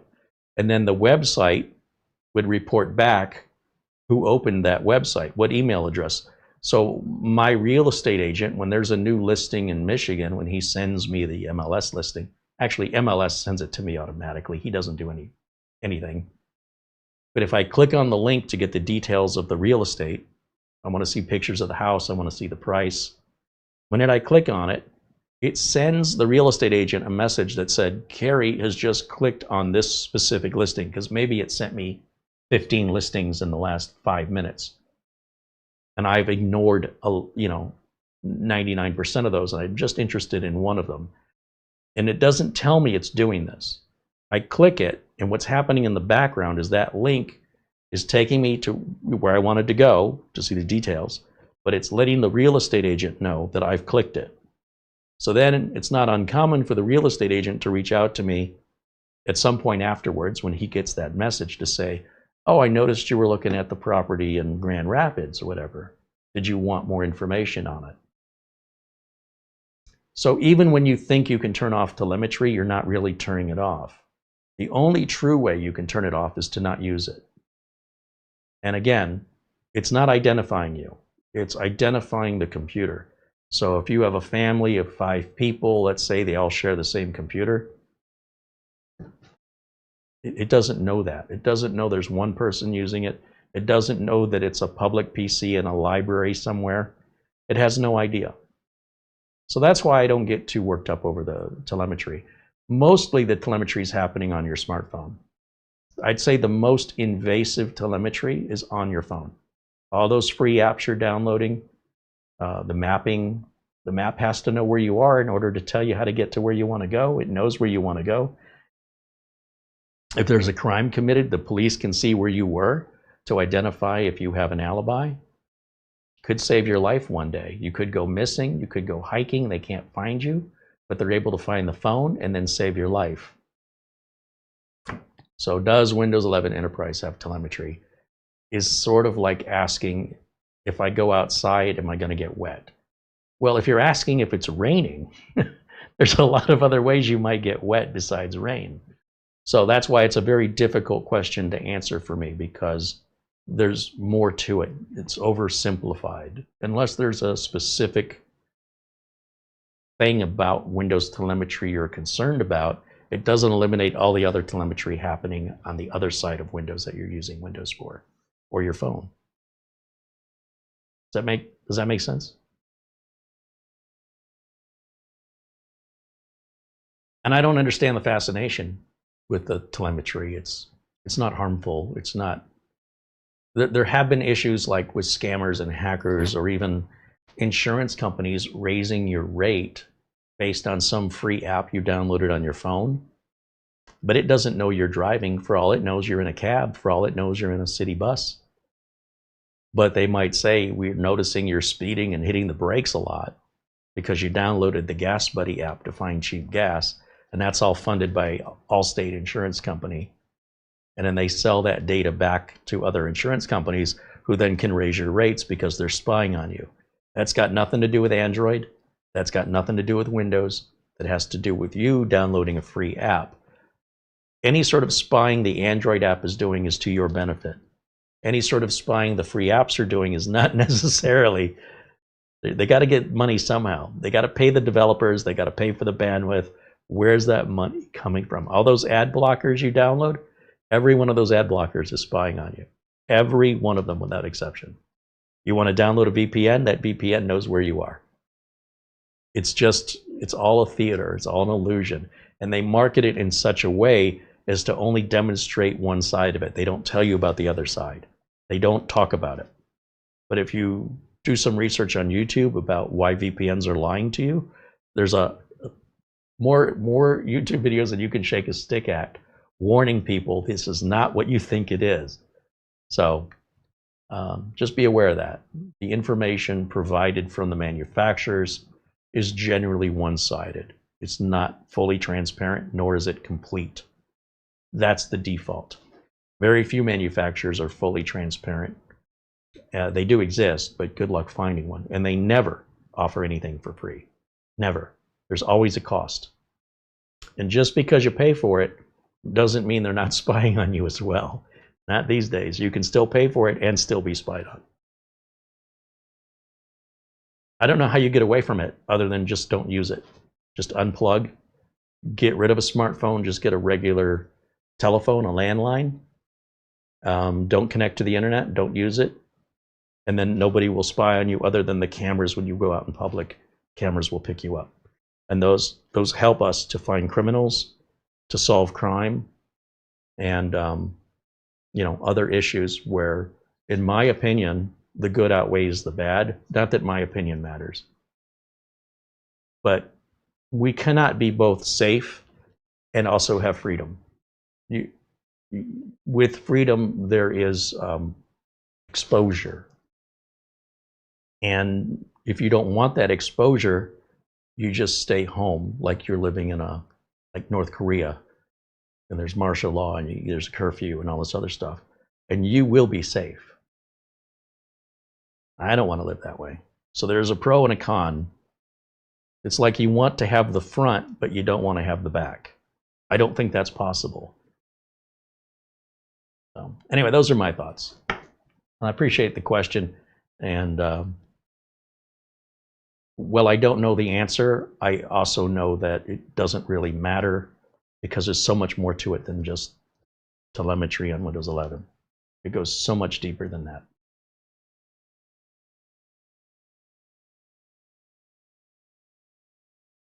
Would big corporations allow it? Oh. So what big corporations do is they have an IT department. I keep emphasizing work versus enthusiasts. Probably the best thing you can do, if you're genuinely wanting to learn more about this, is watch videos on corporate IT type of work. So somebody like Network Chuck would be a great place, because he'll explain to you these very advanced, expensive firewalls that can filter, analyze, and block data from DDoS attacks to employees doing things they shouldn't be doing. Everything gets logged and reported and traced, and there's an IT department, multiple people that are paid full-time to deploy this equipment, configure this equipment, and every day monitor these logs, and then to report back to their bosses for any sort of abnormalities or issues for concern regarding anything the company doesn't want out. The company is fully aware of exactly what data is going out and when, the source of it, and they know they can pinpoint who was working that day at that desk that went to this website. What corporations can do is absolutely incredible, and it's what money does, all right? So a corporate IT department, it probably no less than $2 million a year budget, no less. And that would be a pretty small IT department. If you've got employees earning $100 grand a year, plus you've got equipment costs, and you've got to spread that out over 12 months and $2 million, that means you've got fewer than 20 employees in that department, and that's assuming you don't need anything that's assuming just labor. We're not even talking about hardware cost and maintenance. So the amount of money we're talking about here at a minimum is millions of dollars, but the result of that is complete control of the network. You and I don't have that. We don't have that knowledge, and likely we don't have that kind of money for that kind of equipment, and likely we would be a full-time job for us to monitor our own stuff, and there'd be nobody to help us. So whether or not Windows 11 Enterprise has telemetry, once again, in a corporate environment, it's meaningless. It doesn't make a difference.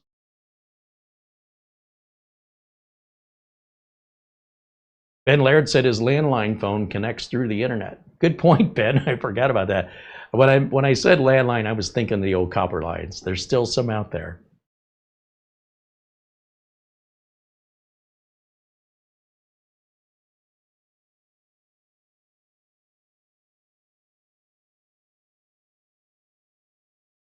I'm sure Mara could better speak to you in the corporate sense, because while I worked in IT, I did not work in network administration. I worked in desktop support. And then, of course, you've got DevOps, or the developers, and you've got the database programmers, you've got the data entry people, you've got the web developers, you've got the network architect who designs it all. And it always needs upgrading, it always needs repair. It's so big and complex, and hopefully the company is growing that it's never done. There's always work. Like, come in on the weekend, come in the next weekend, come in on the next weekend. It just never ends. They need you more. If you work there, they're never telling you, we don't need you today, you can go home. I'm telling you, that never happens in corporate IT. If they're sending you home, it's because you're fired. They have so much work and they're so understaffed. If you didn't have to sleep, they'd be working you 24 hours a day, and you'd never get done. So, and everything has to be done the way the corporate tells you to do it. You don't get to exercise any judgment to firewall settings. You have to follow policies.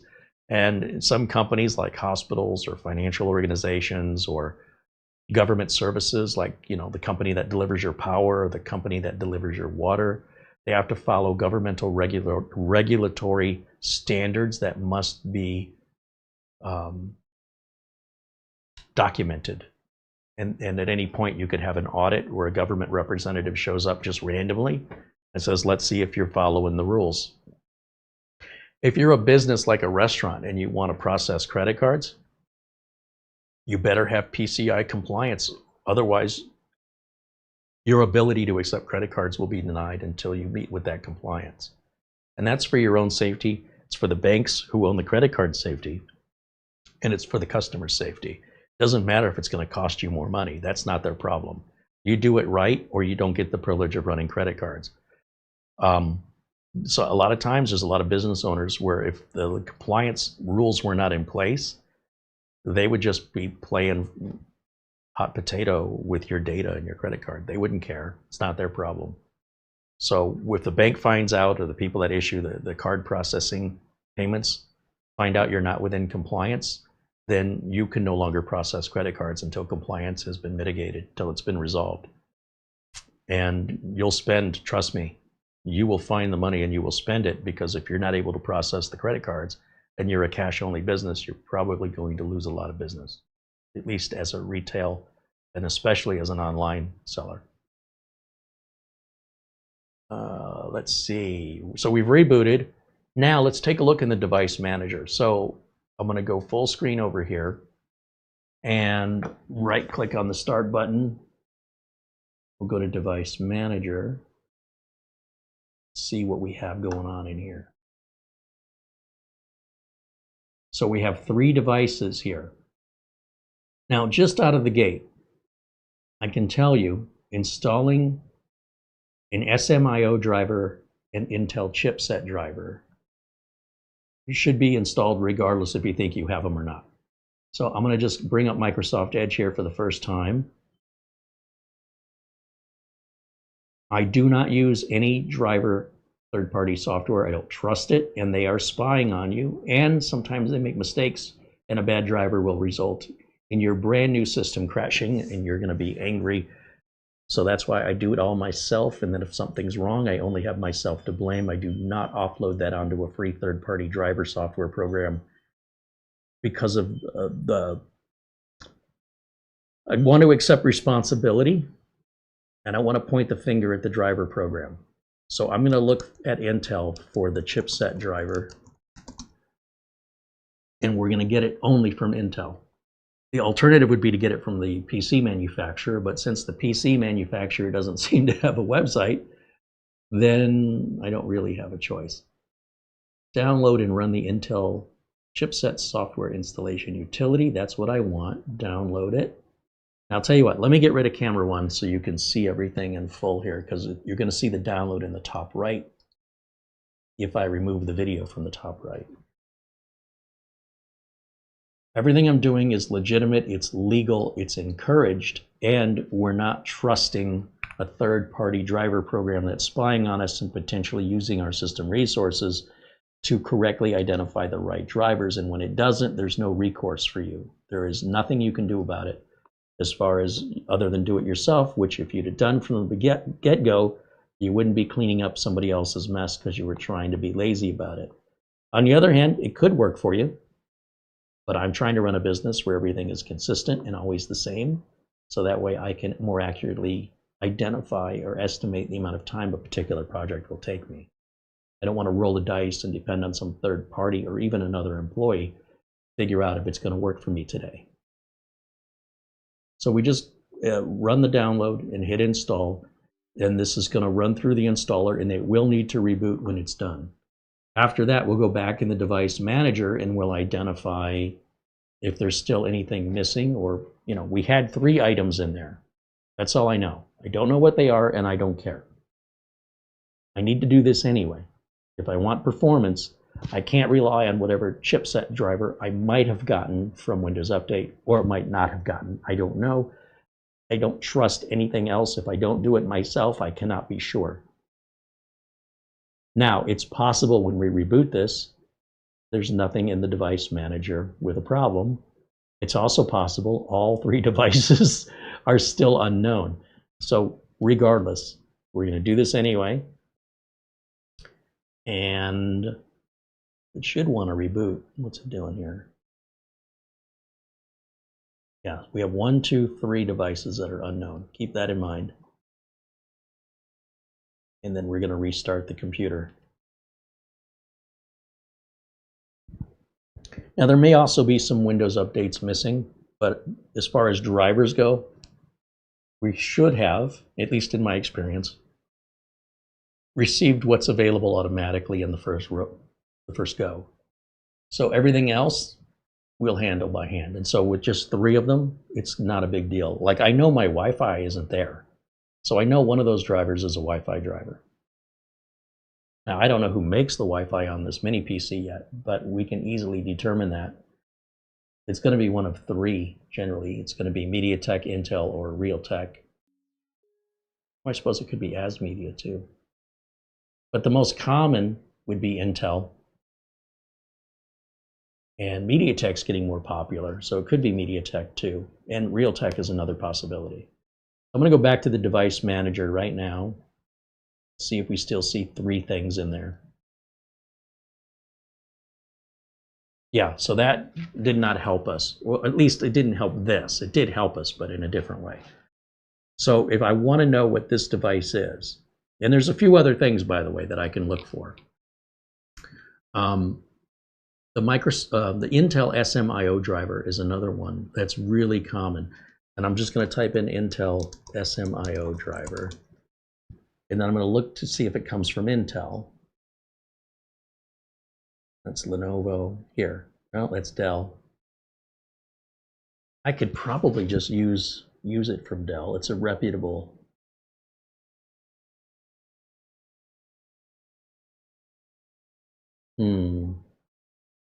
I'd rather just get it from Intel. There's the driver assistant.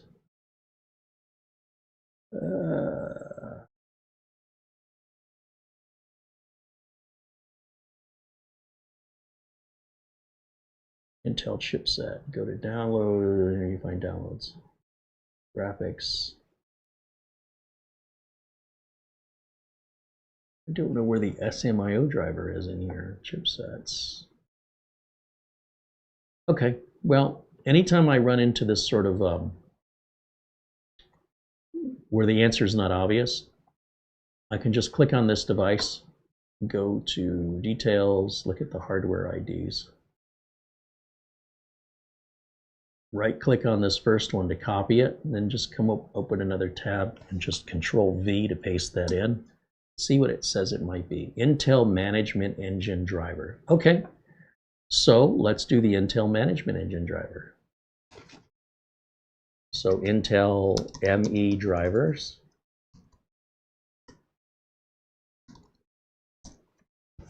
and I want to get it from Intel. Go to the download center from Intel. Where would it be in here? It's not memory and, is it memory and storage? Intel Rapid Storage, Intel Optane.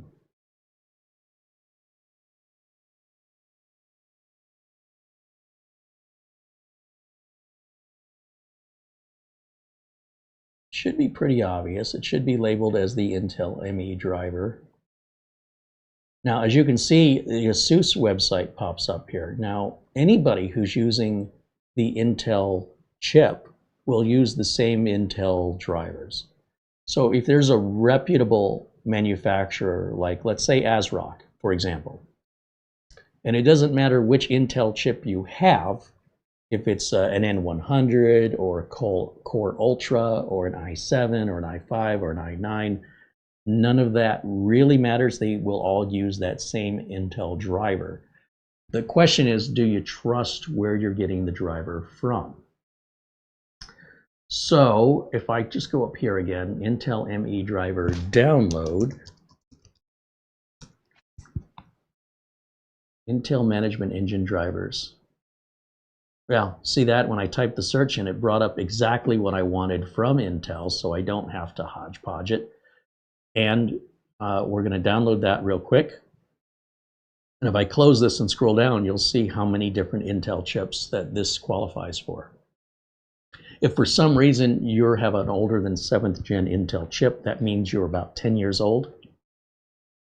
You probably don't need an ME driver on a machine that old, and that's why it doesn't exist. But that's where having older machines can really be a pain in the butt. So let's go back over to our downloads folder now, because we should have downloaded that file. Yeah, and I'll double click and extract this. Hit extract all. That's going to create a folder in here with the same name as the zip file. I can tell them apart by the little icon.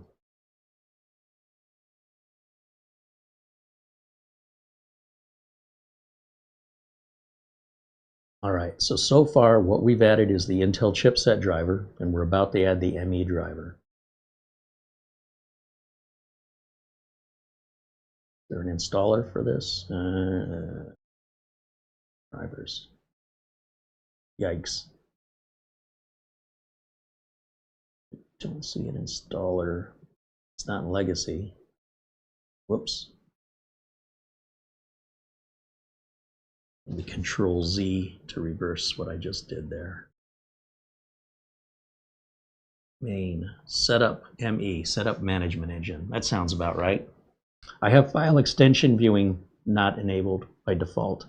That's what Windows does. That's what Microsoft does. I like to see .exe or whatever, but I haven't turned that on yet. If you want to turn it on to see the file extensions, I don't know why Microsoft would hide that. I don't agree with it. But it's just under, yes, there, under those 3 dots, I think under options. And then we would check to show the file extension names. View.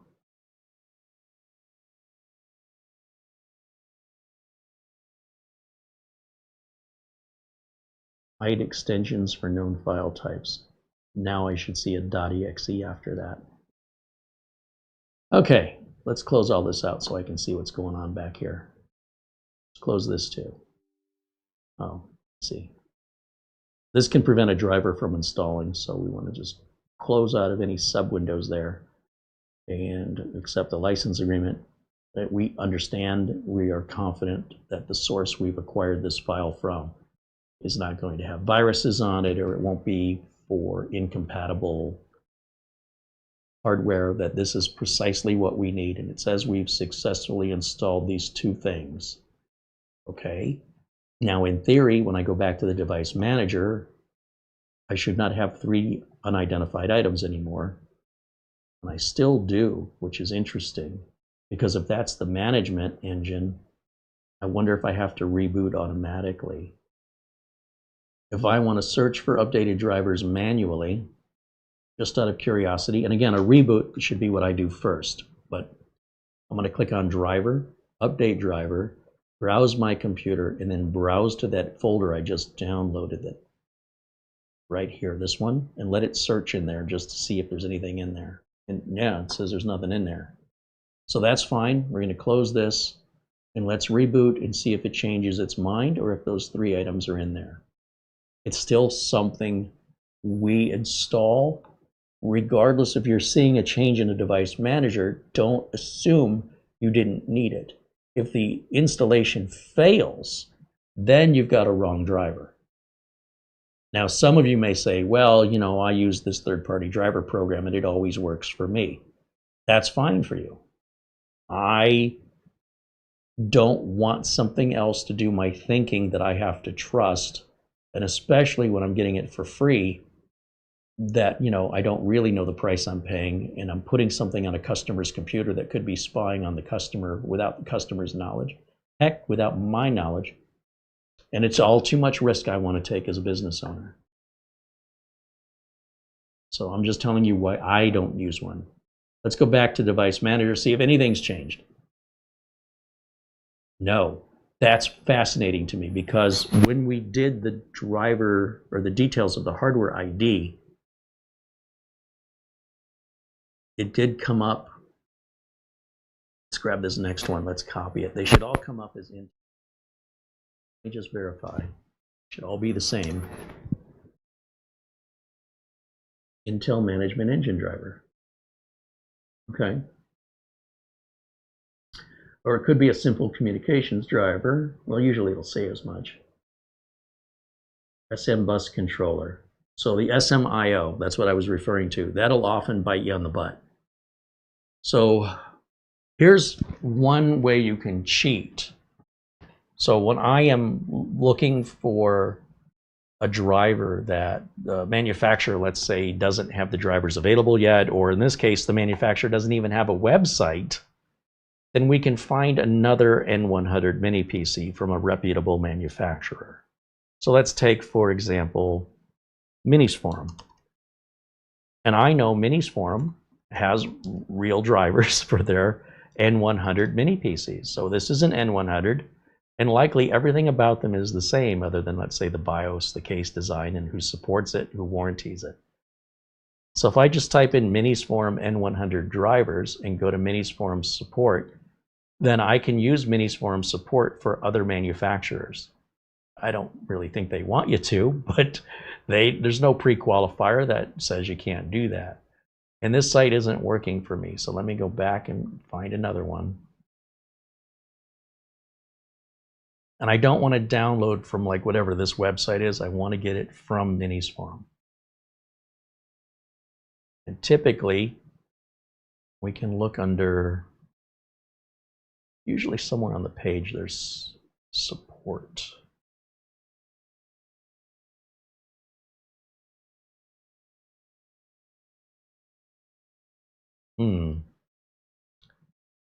Minisforum has a lot of different sites, so I'm just got to pick the right one here. I hope that they're going to improve this. I find that minisforum.cn support center is the one that usually works for me.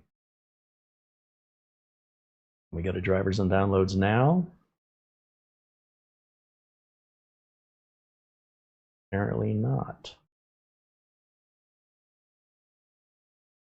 And by the way, anybody who makes an N100, Ace Magic, Camrui, Paladin, any of those will all use the same Intel chipset drivers, the same Intel SMIO drivers, because they're all based on the Intel N100, which would use all those same things. So if I get a little frustrated trying to find the downloads, I don't have to stick with Minisforum. Anybody who's reputable that I trust.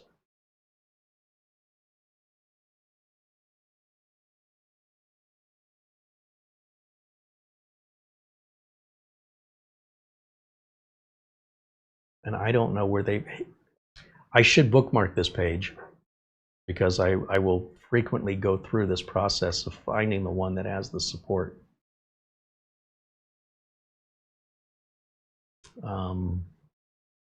Let's do this. Download N100 drivers. Let's try Paladin, see if they have them.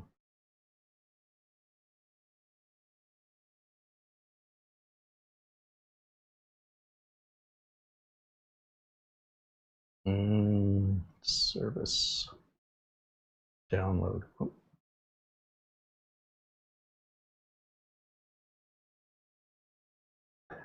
All right, well, that's AMD. We definitely don't want the AMD stuff. And I don't know from the model number which chips they have.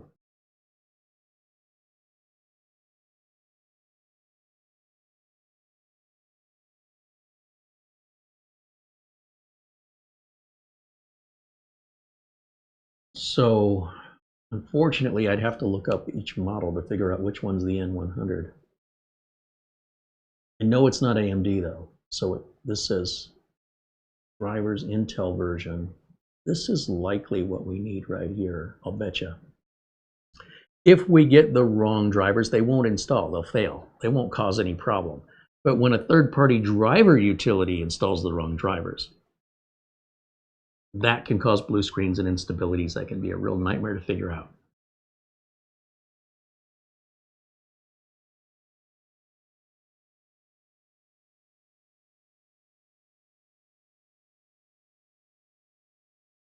It says AMD, drivers AMD, OS AMD. So I don't want that. Oh boy. I'm just making some, I started with Minisform, then I went to Paladin. How about just NUC?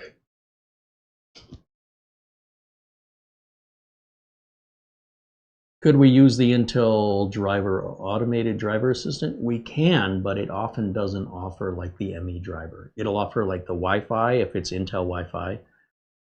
And because it's an Intel system, we probably want it anyway.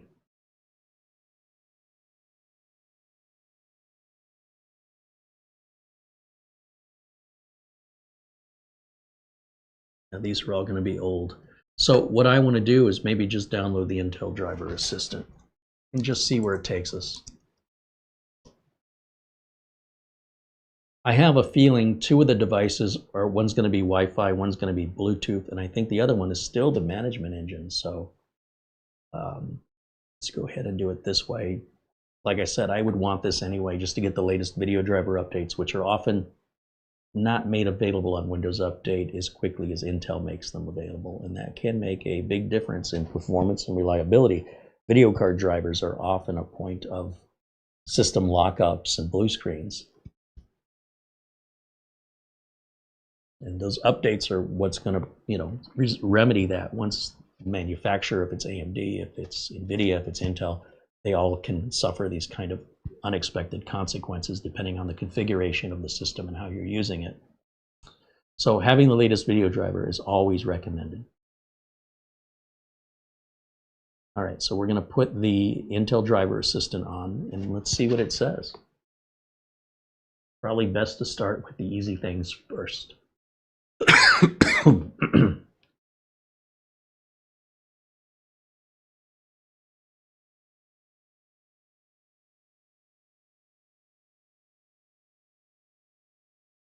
This is a great example of how you can maintain control of your own computer, even when you don't have necessarily the answers. If Windows 11 put all our drivers in for us, we'd already be done, and it would have done all of our thinking for us. And I suppose you could see a benefit to that, but at the same time, you're not learning anything. And when you learn how to identify these drivers it's such an empowerment and a self-reliance that it empowers you and gives you the confidence to not have to worry about the magic that's happening and the trust that you need to have to having a third party do that. I've just noticed my Bluetooth driver down here, so I guess I already have the Bluetooth. Interesting. Bring up the Windows updater here. And it's offering us a video driver, a Bluetooth driver, and a Wi-Fi driver. So that should take care of everything but one missing device, I think. On the other hand, until I install it and see what the results are, for all I know, I'm still going to have 3 unknown devices. That's why I say we can speculate all day long and wonder, or we can actually get off our butts and do it and it will likely get you to an answer that is definitive, and it'll get you there faster. It identifies the manufacturer as LXYMN. That's pretty interesting.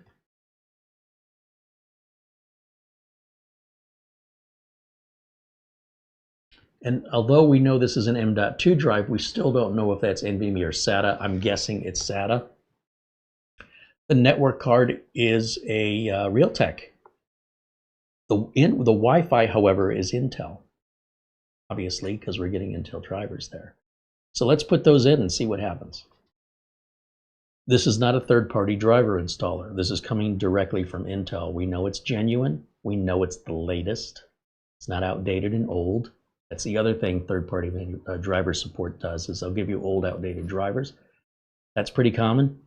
And we know they're the right drivers. Now, I can leave this open as long as I don't have any sub-windows open, just to see if any of those go away. And we've only looked at the first one. I haven't looked at the second one yet. While we're waiting, I suppose I could open this up and then go to Details and Hardware ID, and then just copy that, Control-C. But I have to get out of this for the drivers to install. So just minimize that, come over here, type that in and see what it comes up as. Back to Intel Management.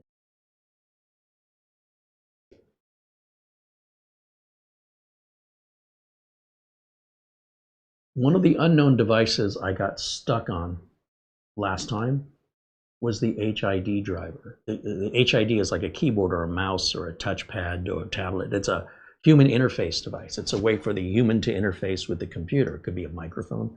So usually microphones related to sound card, but I'm saying as an input device or a human interface device.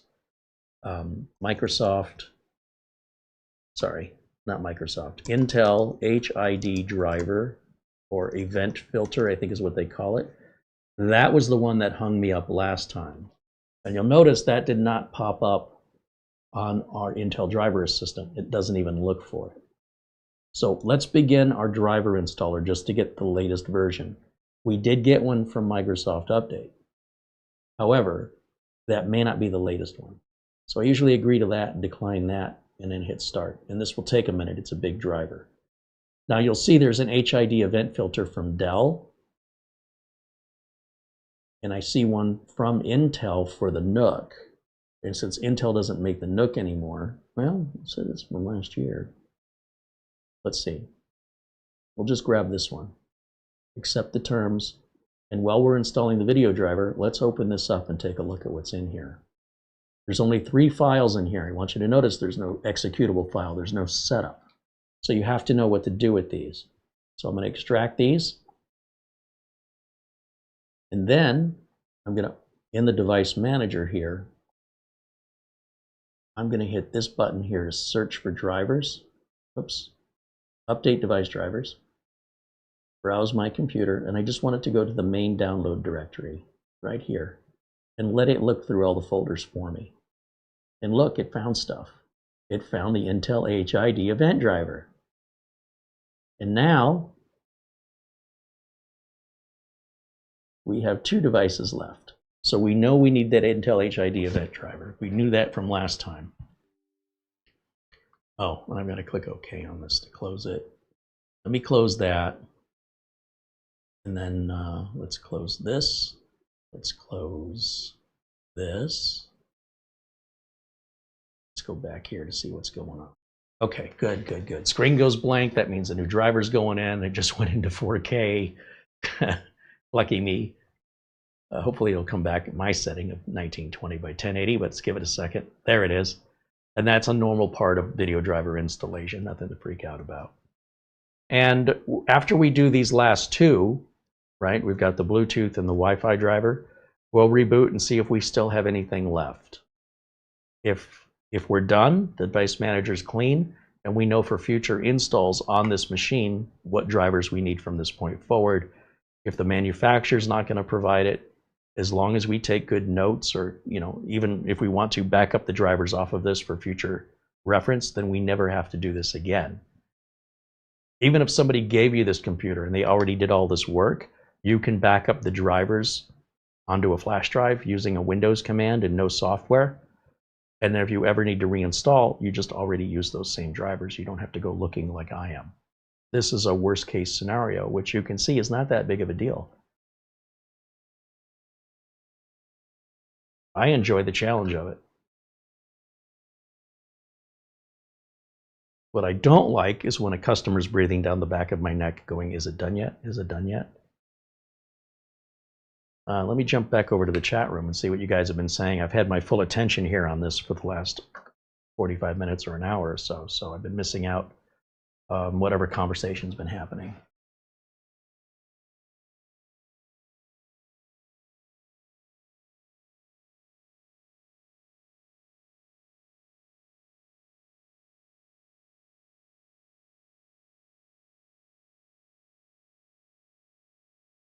Reboot requested or required. Yeah, let's reboot it. That's fine.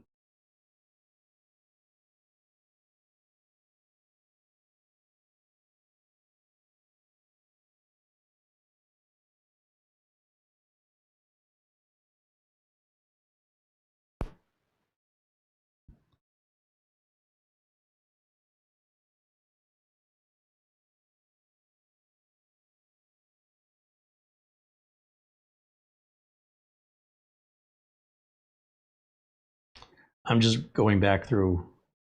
I see a lot of conversation happening, which I think is fantastic. And most of it doesn't require me.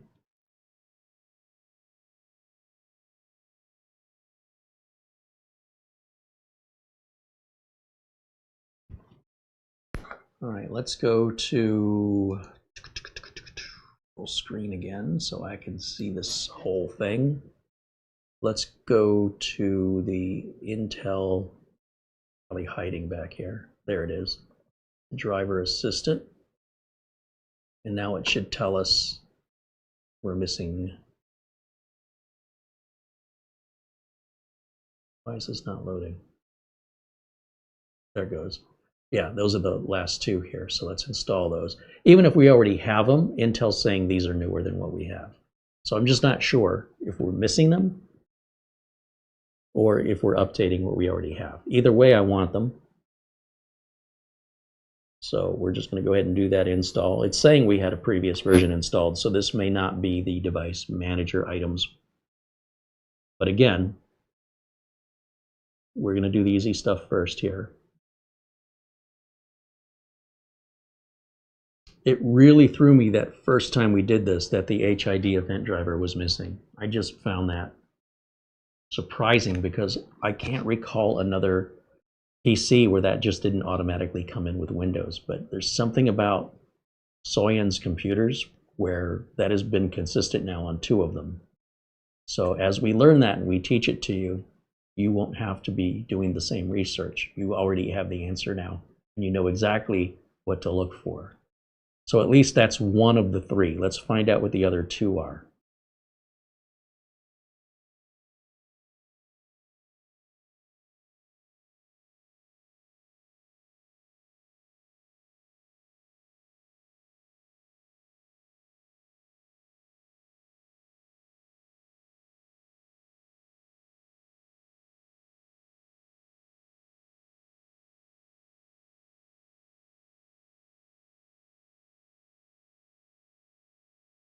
And this system has been very quiet the whole time. Perfect. Now it should say we're all up to date as far as the driver and support assistant from Intel is concerned, but that doesn't. It is wrong to assume it's going to give you ME drivers or your SMIO drivers. It doesn't even look at those. So let's right click on the start menu and go back to the device manager. So we have one unknown device and one PCI device. Now, out of curiosity, if I just click on that and just to check and see what drivers we have, we don't have this driver, whatever this is. And I think this might be the SMIO driver because this is pretty common. And I I was having some trouble locating a valid source for it. So download Intel SMIO drivers. See if that pulls up anything from Intel. Now you'll notice, you know, companies like Dell and Lenovo, they have to offer these same exact drivers for their computers too. So if we want to get it from there, no problem. I do not want to get it from Softpedia or a site like that. I do not want to get it from Driver Easy. I am curious if I can just bring it over from Dell. Ultimate Package, Windows 64-bit. This is it right here. And you'll see it's a really small file. Let's open it and let's just see what happens. Serial, I go install it.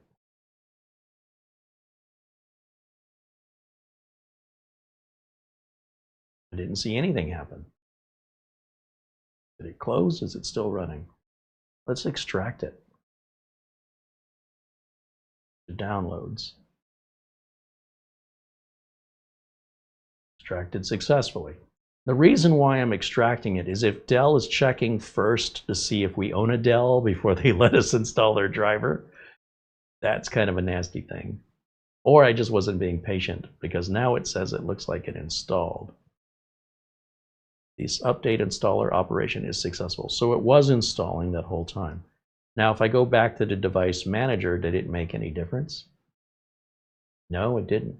However, once again, if I go up here to the top and just let it scan the downloads folder, will it find anything? Oh, it's finding a bunch of stuff. Oh, that's interesting. See, it says GPIO. That's likely the extracted files here, which it would ignore. This device manager would ignore this if it did not need it. So what happens? Nothing. It didn't change. Okay, we're good. So there's still something missing here. Let me reboot one more time just because it is possible that the reboot is required for those items to update. So before I work any harder than I need to, I might have already solved this or I might not have. Again, I can wonder and speculate, or I can take 90 seconds and reboot the machine and know for a fact. And then we proceed according to what information we get back. All right, so this should be interesting. I was surprised. I wasn't expecting to see all those files load.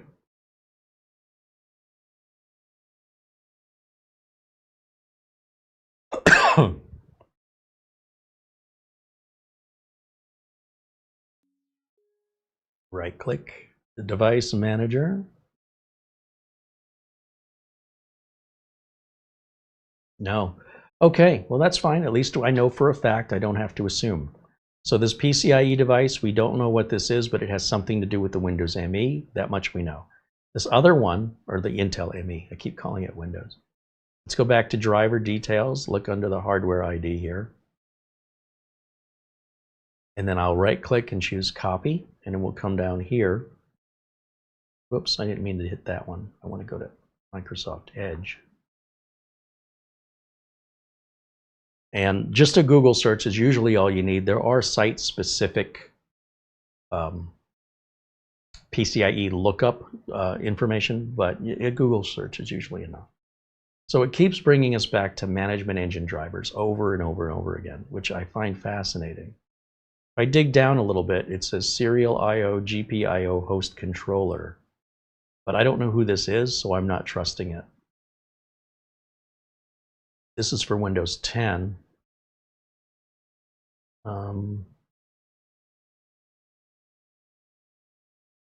Someone here mentions an ACPI driver. Interesting. HP would be a fine source for those drivers. As I mentioned, a lot of the drivers the manufacturers use are all coming from Intel in the case of an Intel system. If I want to go to ASRock and just look at an ASRock motherboard and grab an Intel Serial IO driver from there, I absolutely can do that. So if I look, and again, shouldn't hurt anything because we're getting legitimate drivers from a legitimate source. So if I were to go to ASRock, and let's just say we wanted to look up What is it? We worked on a B650i was the last Intel based. And we want to look for, let's just type in BIOS because that'll take us to the support page. This is a little workaround.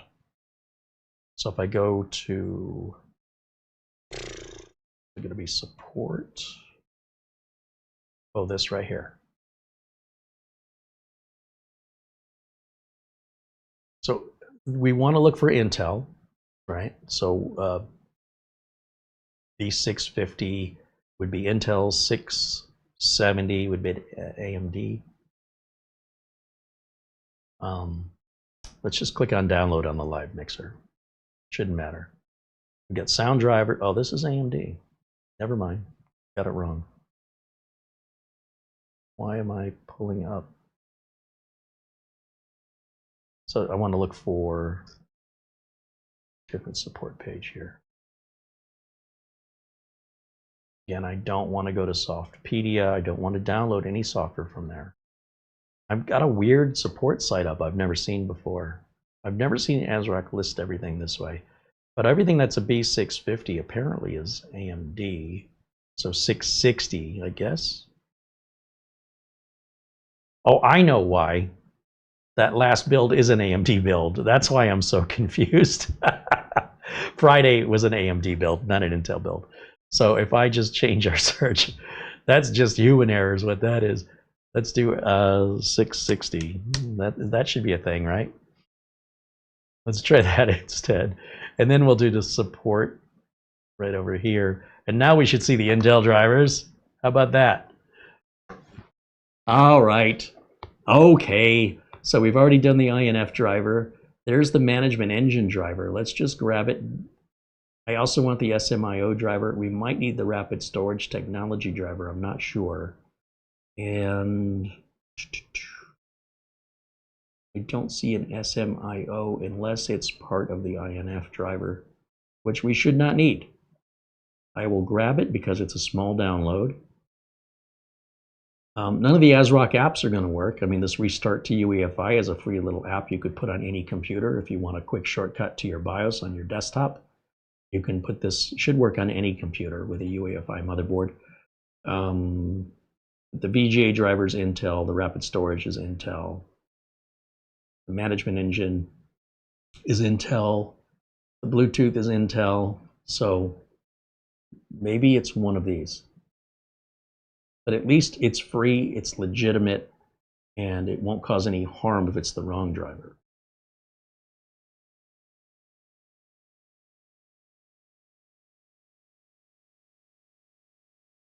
So the first thing I want to try is this ME driver because all of those search results on the hardware IDs are coming up with management engine or ME. And maybe the other one, you know, it had a couple installers. Maybe I picked the wrong installer.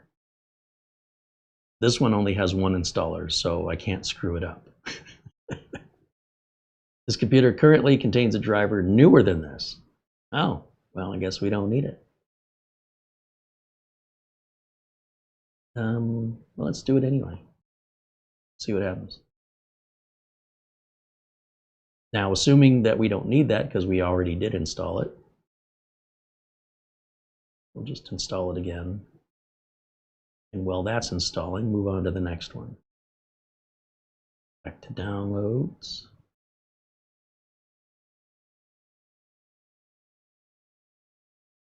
Here's the INF file, which again, we already installed, but I'll do it again if I have to.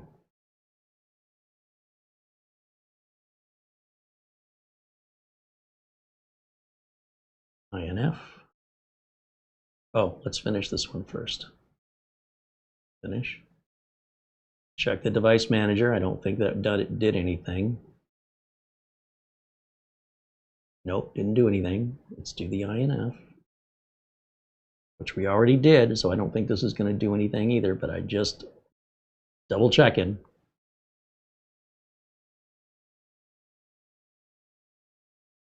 Oh, there's a newer version already installed. See, we did better by getting it directly from Intel. And then what was the last one we downloaded? The rapid storage technology driver. I wonder if that is related to the management engine. Let's find out.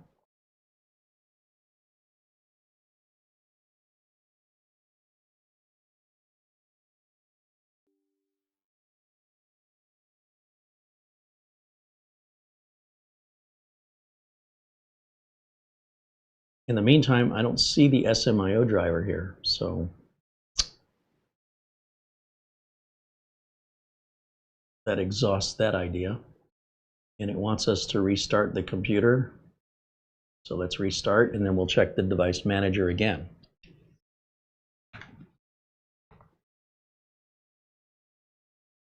So essentially, there are 3 drivers that we need to grab by hand. The one we know for certain right now is the HID event filter driver.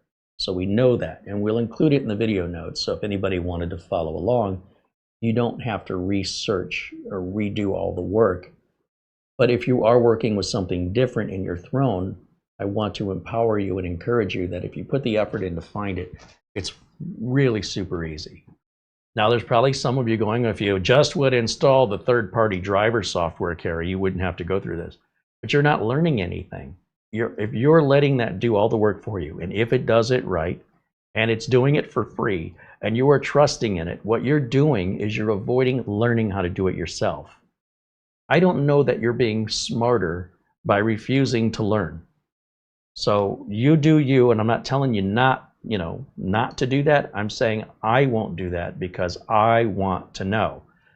Now, you could say, well, after you use that driver installer, then you can go back and look and see what drivers it put in, and you would know. That's a valid point if you want to work that way. And honestly, I didn't think I would struggle this much. But yeah, we still have 2 unknown devices, and I really am curious what these are. And I think going back to my original idea, which was downloading the driver package for an N100 mini PC from another manufacturer, is likely the source of what I need here. So I would really like to find the Minis Forum driver downloads and see if we can find it, because I know they have it.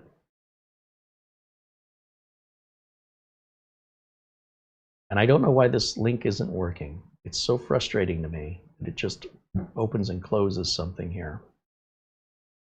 And I'll definitely talk to my connection at Minis Forum and say, hey, can we get some consistency on the on the support side of things? Like, depends. You guys have 10 different websites, and support only works on a couple of them, not on all of them. So see, for example, this takes us minisforum.net/front/support. What if we go backwards here, just to the support side of things? What happens? Aha! This is what I've been looking for. So minisforum.net/front/support. Even though it's not a Minis Forum computer, one of these has got to be an N100, right?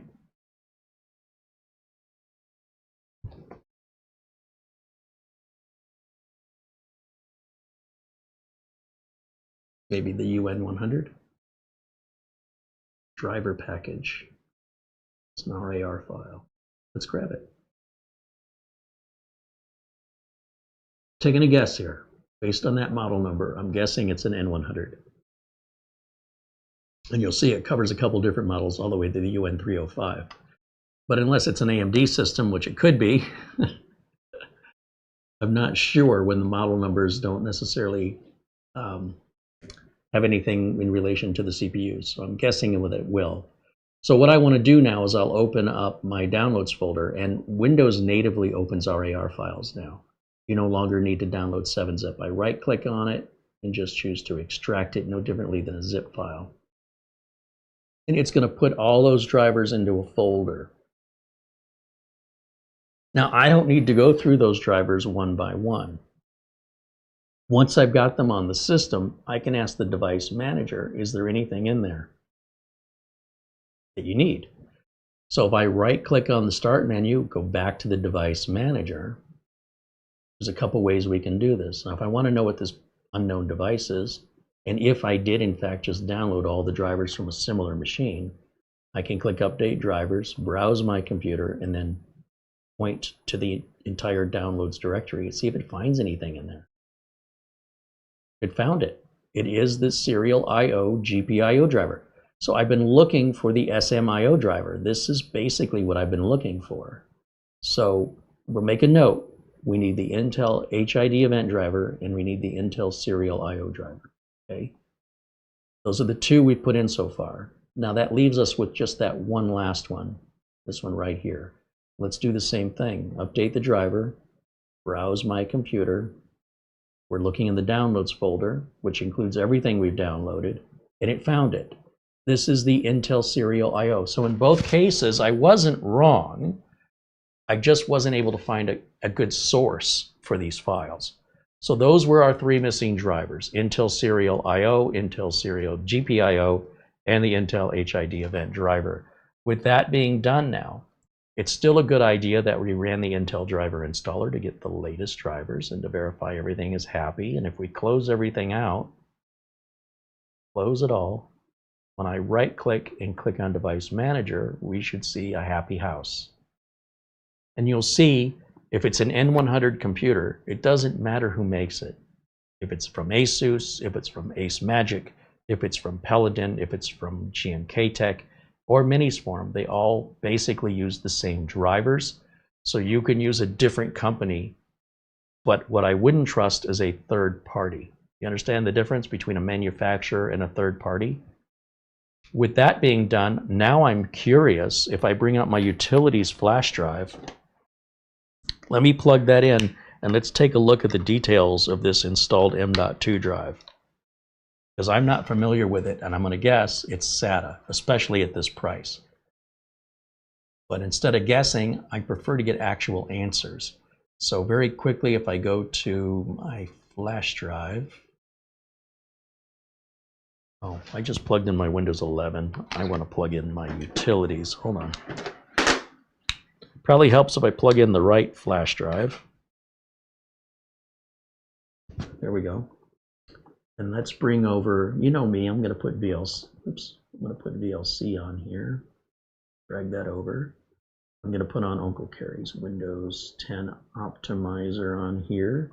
My network fix thing, I'm going to put that over here as well, because we'll need to do that to browse the network without logins and passwords. And under PC testing software, if we want to know CPU Z, well, that's on the previous page. Crystal Disk Info and Crystal Disk Mark will tell us all about our installed storage. I'm not worried about Cinebench and stuff like that on a computer like this. It's like worrying what my quarter-mile time is on a Prius. Like, that's just not what it's built for. It's silly. So that's all we should need. Let's first of all start with Crystal Disk Info, and that'll give us the nitty-gritty about the storage. This is just information. It's not a test. Give it a second while it takes a look and evaluates. There we go. And it says it is SATA right there. That answers that question. We know to expect no more than 550 megabytes per second. It's a fraction of the speed of NVMe. So now we can run Crystal Disk Mark to test it, but we know what to expect now. So if I hit the all button here, the read and write speeds will be probably 550, somewhere around there. And we'll see what our results. We have 562. So at this price point, you know, you're not getting an NVMe drive. Will it take an NVMe drive? By the time you spend the money to upgrade it, it would have been cheaper for you to just simply buy one that already had what you were looking for. But if you choose to go the more expensive way that's more labor intensive, that might void your warranty, I don't know yet. We would have to open it up and we'd have to try it. There's not a whole lot of information on this online, and the cheaper we go when we're looking for computers, the less expensive, the more mystery there is. And you're going to have to kind of seek this information out. And what you're investing in time, you're saving in money, or you could spend a little bit more money and save a whole lot more in time. I kind of like this though. To me, this is fun. And you know, having the answers of which drivers we're missing is useful to the community. If anybody else wants to do this, they don't have to research it now. On the other hand, giving people the answers isn't necessarily helping them. In some ways, you're hurting them. On the other hand, what if you wanted to do something like this, but you're not technically minded? Could there be just some set of instructions you could follow without forcing you to have to learn the technical stuff? And so on that side of things, then this kind of video would be very useful. So pros and cons on each side of that. I hope, if nothing more, it inspires you to understand that you don't need to be reliant on third-party software. You don't have to hope for the best. You don't have to worry about being spied on. You don't have to worry about getting wrong drivers. You don't have to worry about the accuracy or the age of how the library that they're providing the drivers to you. Yeah, you're getting the right drivers, but maybe they're old. How would you know? Maybe you don't care. You could also simply buy a more expensive unit from a reputable manufacturer with a support site so that you wouldn't have to do this at all. You will likely pay a little bit more money for it.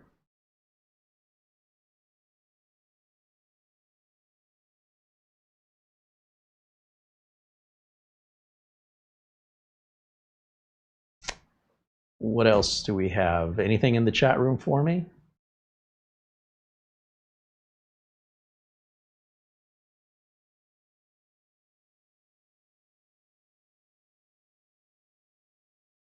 I don't see anybody talking to me. Fine, be that way. Yeah, we're getting standard SATA speeds out of this M.2 drive, so I can't complain. I mean, for the price, and most people aren't going to see a big difference. Your bottleneck is your CPU. I wouldn't waste money upgrading the RAM, and I would not waste money upgrading an NVMe drive. If you had one laying around anyway and you just wanted to repurpose it, I guess, but it's not really going to make a big difference. So you're sort of limited by the CPU, and that's limited because of your budget. And the CPU is only going to see so much memory anyway. It's not going to be dual channel. It can't take advantage of real high-speed drives because the CPU couldn't keep up with it if it could be compatible. So it doesn't make any sense. So set your expectations according to your budget. Be reasonable, and you'll be happy. Nobody's giving away a Rolls Royce for the price of a Chevy Malibu. Ain't happening.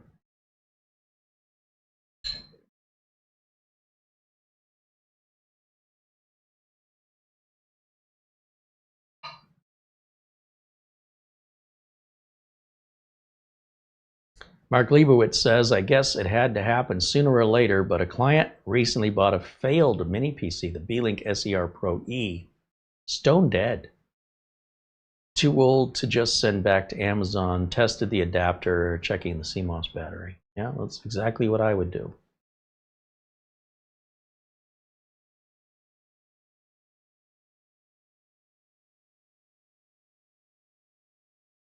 Barry Klein wants to know how long it lasted. Great question. I'm going to save these results because if I don't, I'll forget. So let me just do this real quick. File, save image, to the desktop, JPEG, crystal disk, mark, enter. Perfect. Let me run my optimizer.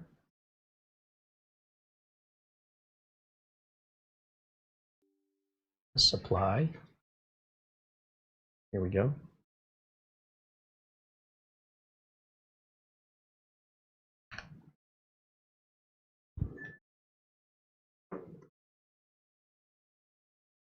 Andy wants to know the power supply voltage. I won't know because the power supply is up against the wall.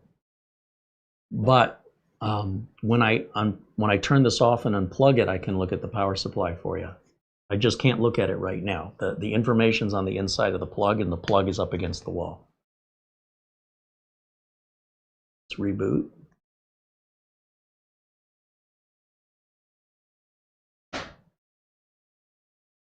In fact, I'm going to have to unplug it anyway if I'm going to open up the back of it and look in it. So we can do both of those things here. Right after this reboot, we'll shut it down, unplug it, and open the bottom up, see what the inside looks like, and take a look at the voltage on that power supply for you.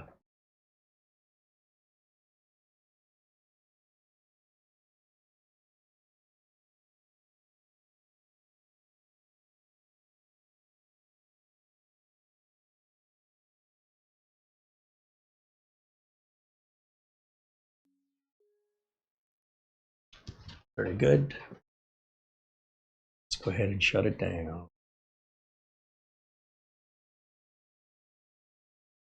So I'll still go back to Windows Update, and double check that there's no more updates waiting. And I'll install VLC and I'll uninstall some of the default little installations they have on there for like LinkedIn and Spotify. I'll just take those out. It just takes a few seconds. And then I do my network fix, right? So I can browse without a username and password. And then it's done. It's ready to go. Andy Kane said the driver package you downloaded for any N100 would be better option. I agree with you, Andy. Yeah. I think if I had to do this all over again, maybe the night before, figure out where the hell a good site is, like the mini swarm site. Once I figured out where that was, just show people, go here, download this driver package as complete. Likely that has the Intel HID event driver in it as well. That would be my guess. I don't know now. But if it had that, it'd be one-stop shopping, be in and out, and this whole thing would be done quickly, much more quickly than I did it. But it's still better than last time. So every time we do this, we get a little better, little better, little better, and we learn. And that's what the whole point of this is. With regards to the power adapter, what is the voltage? Get my glasses.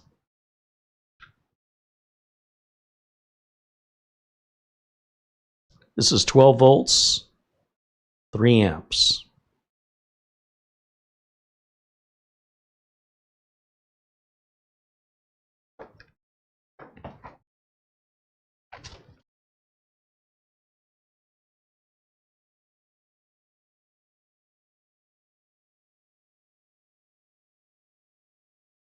Yikes, I'm drifting.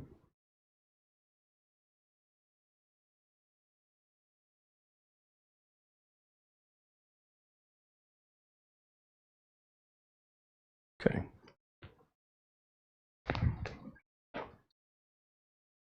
Set that over here. And we're going to need a super teeny tiny little screwdriver to get in there. Those holes are super tiny, but at least I don't have to remove the feet. So careful what you wish for. What do I have? Probably those jeweler screwdrivers. Where did I put them?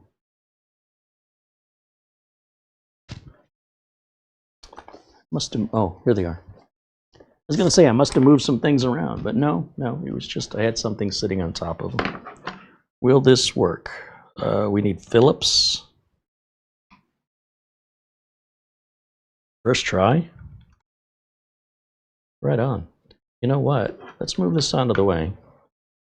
Let's go to camera 2.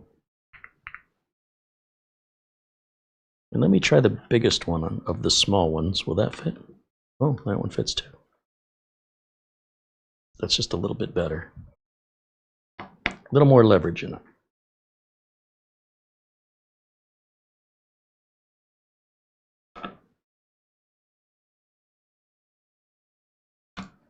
Okay, there's the 4 screw. Oh, wow. I didn't even mean to do that. I didn't expect that whole piece. I thought it was just a thin piece of plastic here on the bottom. And be careful because we have our Wi-Fi antennas there. Check that out. That is very unusual. Wow, the whole thing just opens right up. Look at that.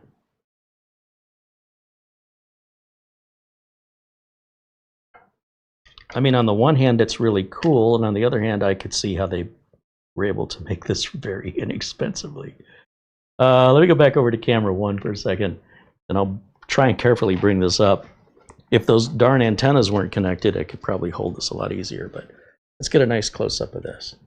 So that's your LED strip here, right? And that's wired in over here on this side. That's where it's connected to the board.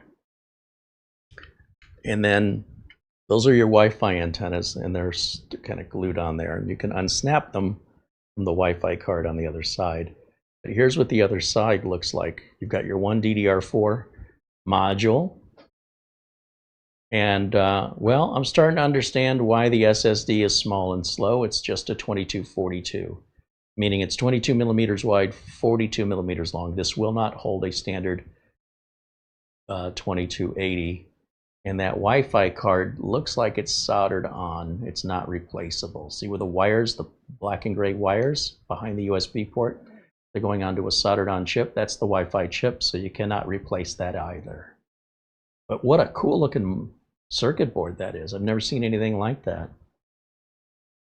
And yeah, I guess if you wanted a full-size 2280, they wouldn't have been able to make it this short. They would have had to have made it longer. Circuit board. And the other side, which we don't normally get into in most cases because it's often all strapped down, that's your CPU underneath that heatsink there. And that's the vents I was talking about on a laptop or a mini PC that get all clogged up with lint. That can affect your cooling ability if you always leave them on. And then you got a BIOS battery right there.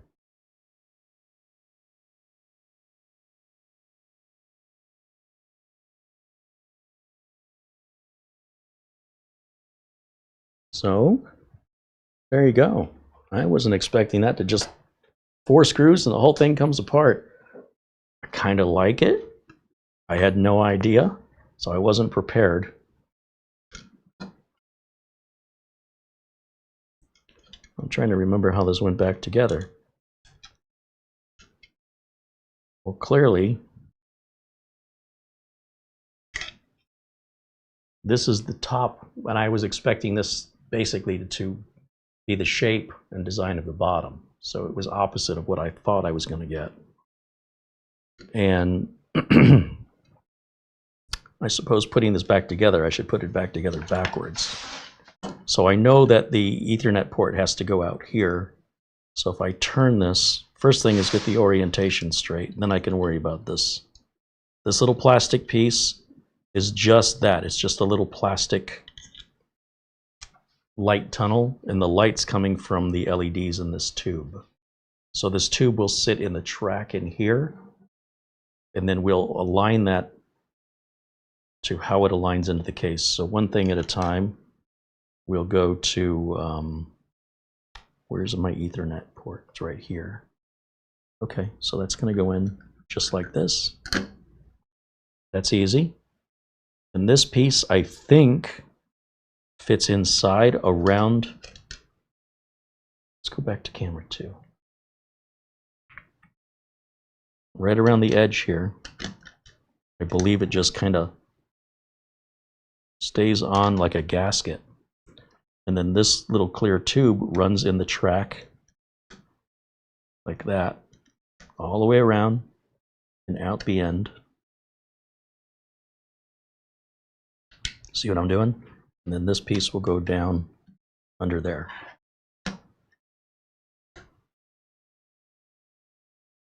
Then this piece, I don't know if it matters if it goes on this way or this way. Yeah, these are not centered, so where do these go? Don't know. I don't see anything indicating the front. It could go on one of two ways. It either goes on like this, or it goes on like this. Whatever way it's not fighting me is probably the right way. And so what I can see now is this little gasket piece just kind of wants to move a little bit. So let me just make sure I've got it seated fully. I'm not missing anything here.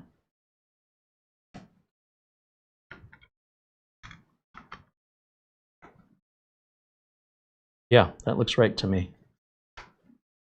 Now I'll turn it over and put the screws back in it.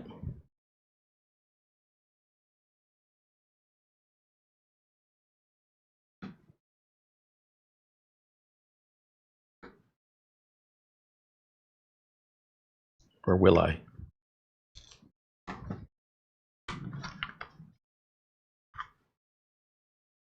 Trying to remember if the serial number sticker was facing the front of the buttons or if it was facing the HDMI ports on this.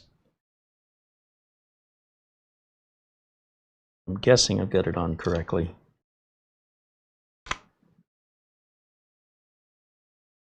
Yeah, it's tightening down now. Don't over tighten these, you're just going into plastic, and I don't want you to break the plastic. As soon as you kind of get some resistance on this, again, I'm doing opposite corners just to make sure that I don't end up having one side in more than the other, and then it doesn't sit right and doesn't look right.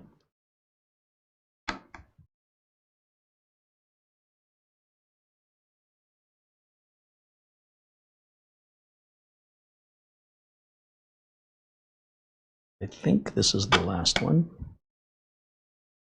I can't remember which one I put screws in. All right. Just get it snug.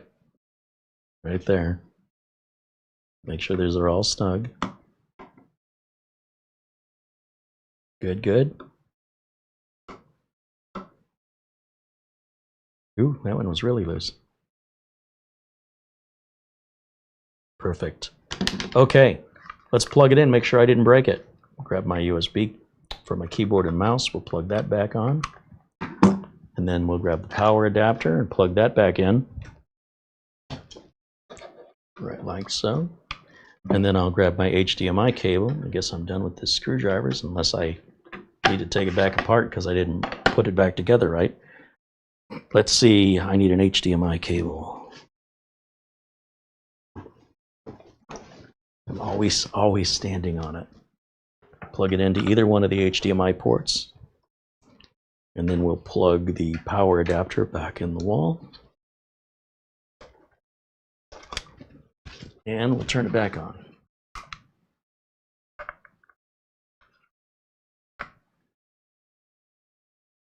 Thought that felt a little weird. I guess it's okay. Okay. And if I hit the lights, I know that RGB is not very bright, which I am good with that, by the way. You can't see it too well on camera with the lights on. So let's see if I can show it to you a little bit better.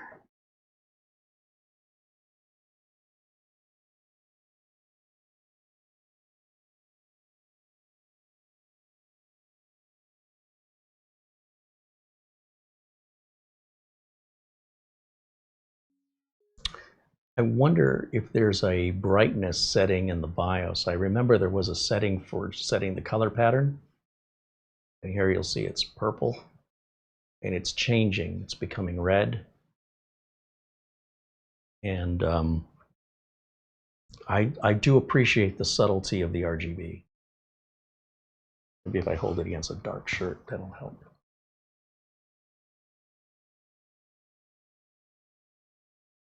It'd be nice if there was some brightness control. Let me jump over to this output and make sure that it's booted. Oh yeah, it's fine. So out of curiosity, let me go back to the BIOS on this. Shut down, restart.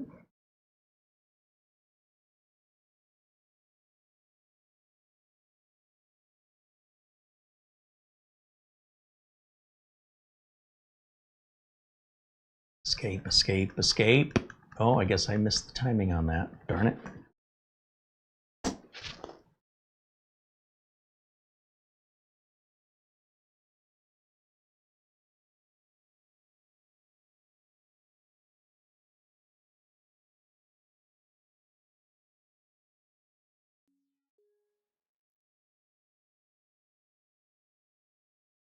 Time.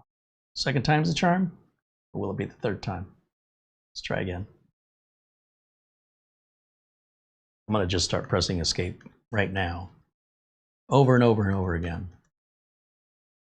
because it might be looking for it before the video signal appears. Yep. And LED control. Is there a brightness on it?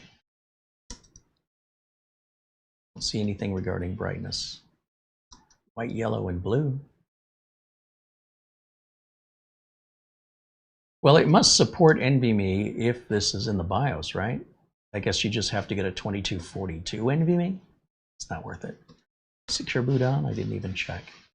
Seems like it's fine. Let's save and exit, and then let's go check and see if secure boot's turned on. Or that if, what I mean to say is if Windows 11 acknowledges secure boot's turned on.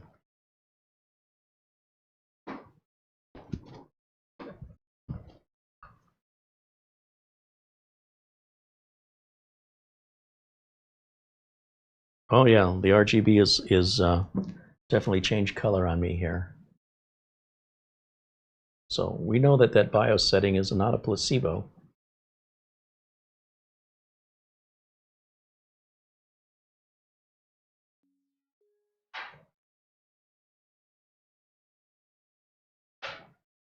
And the colors are very slowly moving between those three colors. It's kind of fading in and fading out. And I can see this is not seated correctly, this corner right here. So I will have to open this up because I've not, this is not in the track properly. It's actually kind of barely sticking out right there, which on the other hand makes it really easy to see.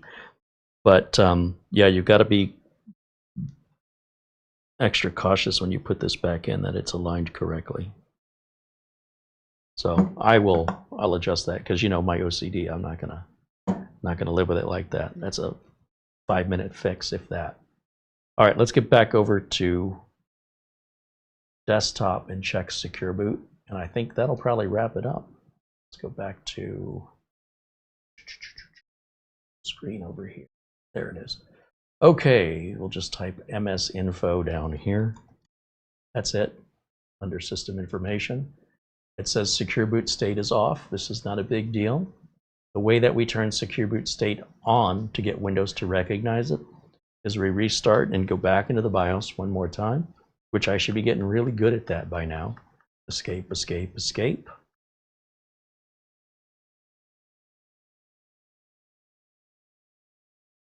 Okay, over to secure boot. Restore factory keys. She's not letting us do that, so we have to change the mode to custom. Then restore factory keys, yes. Restart without saving, yes. When Windows 11 comes up now and we check, it will likely, if I did everything correctly, who knows? Maybe I didn't, but I do believe that's all we need to do to turn secure boot state on. And we're about to find out right now, live, unedited.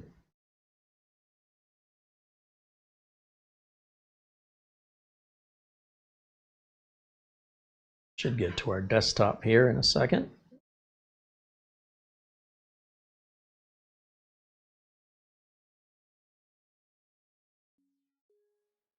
And MS info. That's it. Secure boot state on. That's it. It's really easy stuff, guys. And that's what I'm trying to emphasize, is you should not ever feel intimidated by the technology. Once you see how it all works, let me turn the lights back on. You probably feel silly about why you thought that that was going to be difficult. The hardest part, I suppose, is getting people to conceptualize what drivers do and how they work and how critically important they are, that you shouldn't be taking shortcuts with them if you care about system security and especially your system reliability and performance. And it's all very simple. Once you identify, okay, I need to get those drivers, I understand why, and I understand why they're so important, we want to know their source.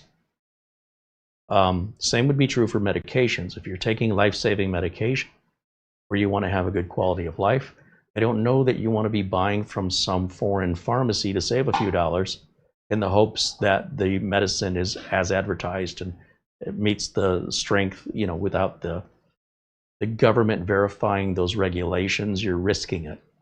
And in much the same way, you know, if somebody's business goes down, I mean, people have unalived themselves from the sheer disgrace and distraught that would come over psychologically of losing everything you've worked hard for. And then when you think about it like that, it's worth paying a couple extra bucks to things that are not a novelty in your life.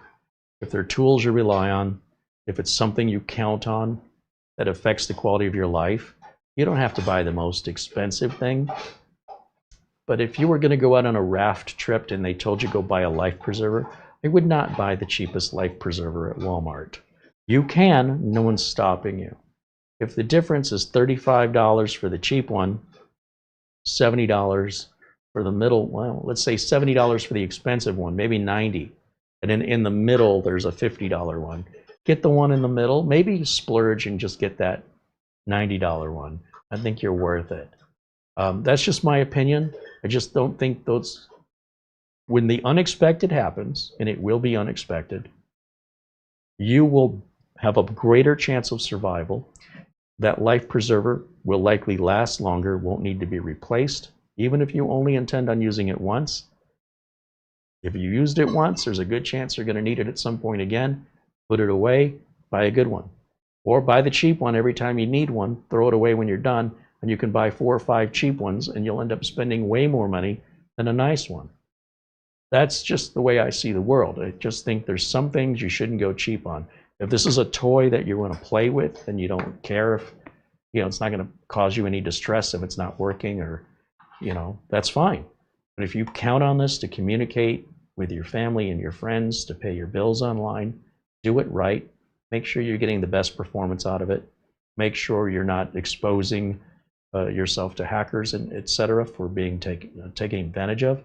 Make sure that you keep all your updates installed, and then it's putting all the odds in your favor that the unexpected is less likely to happen.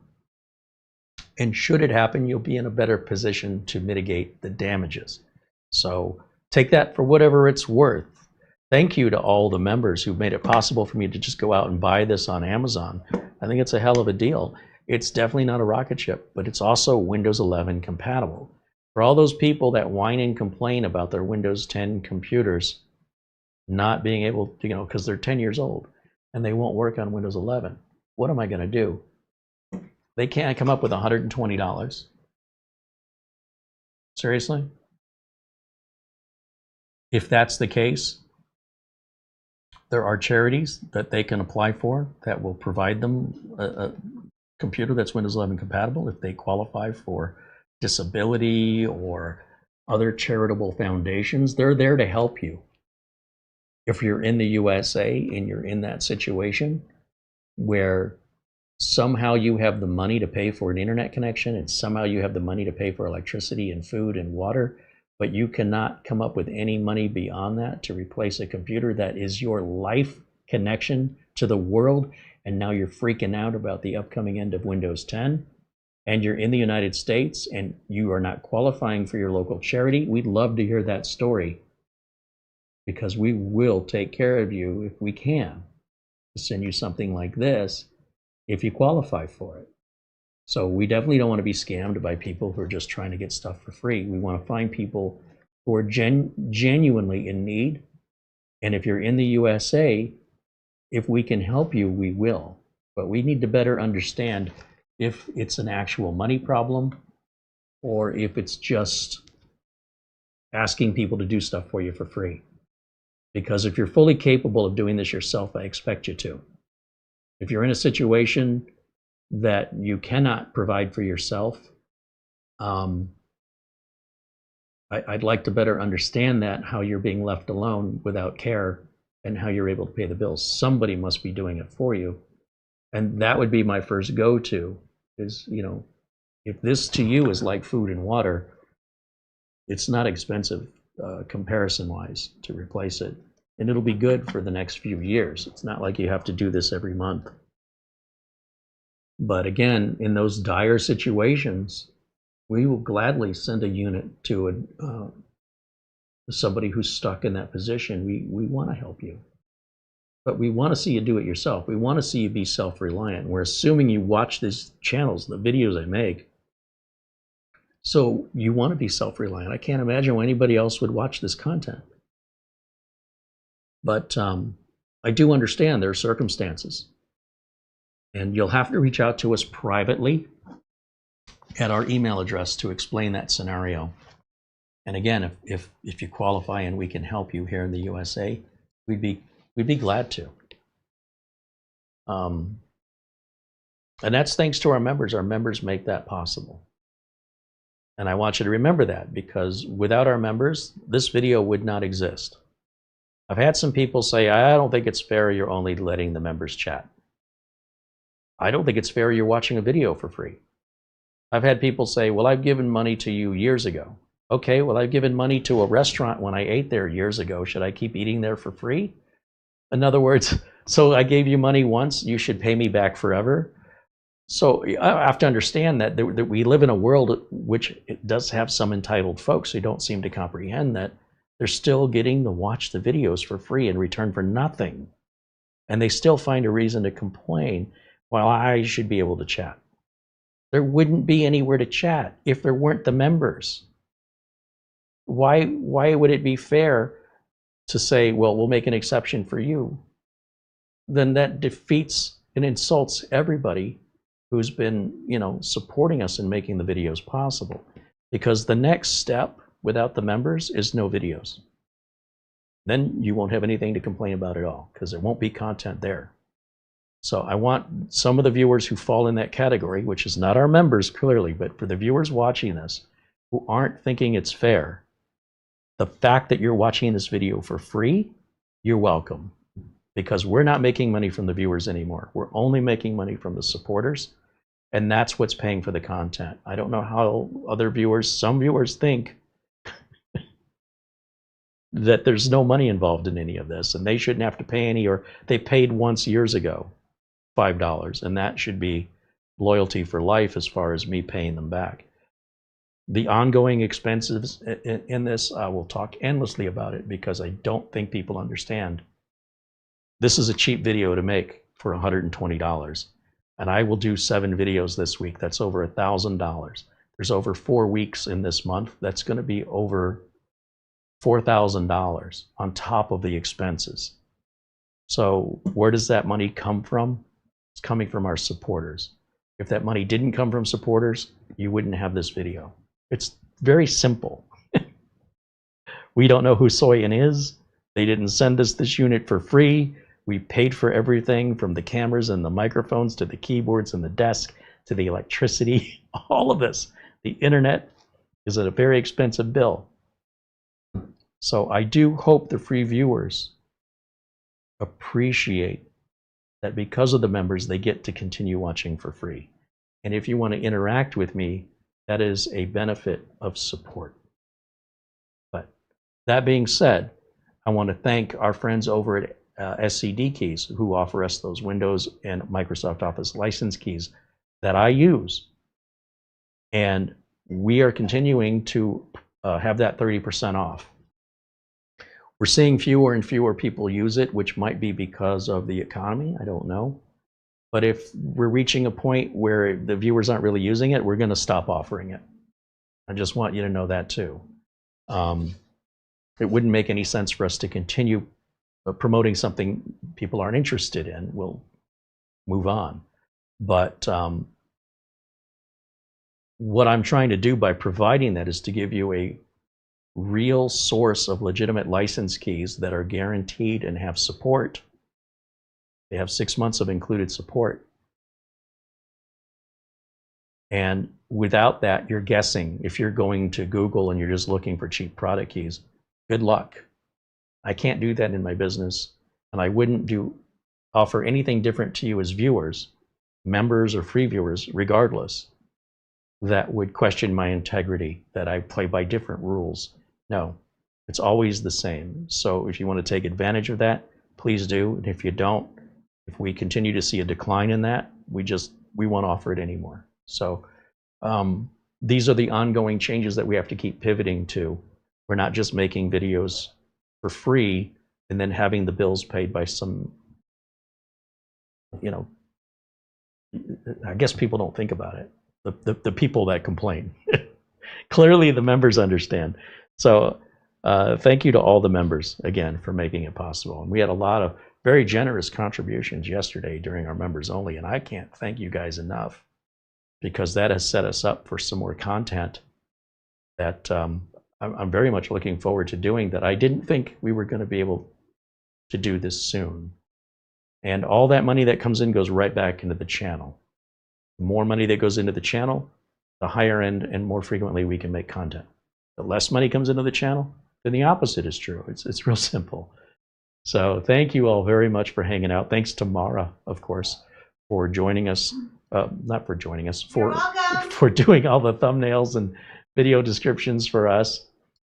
And there was the SCD keys thing I was looking to put up right there.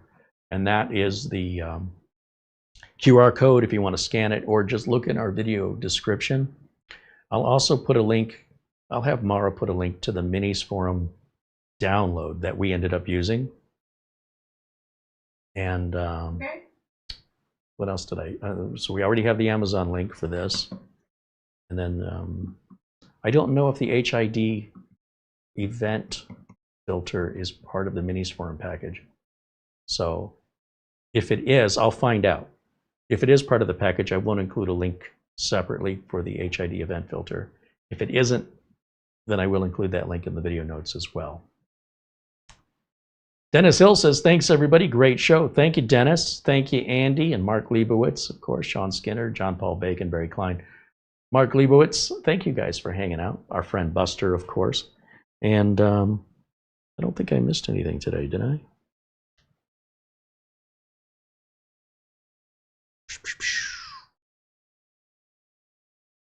No, I think we're caught up. Thanks to our friend Buster and to Frank and Jimmy for their Amazon gift card contributions today.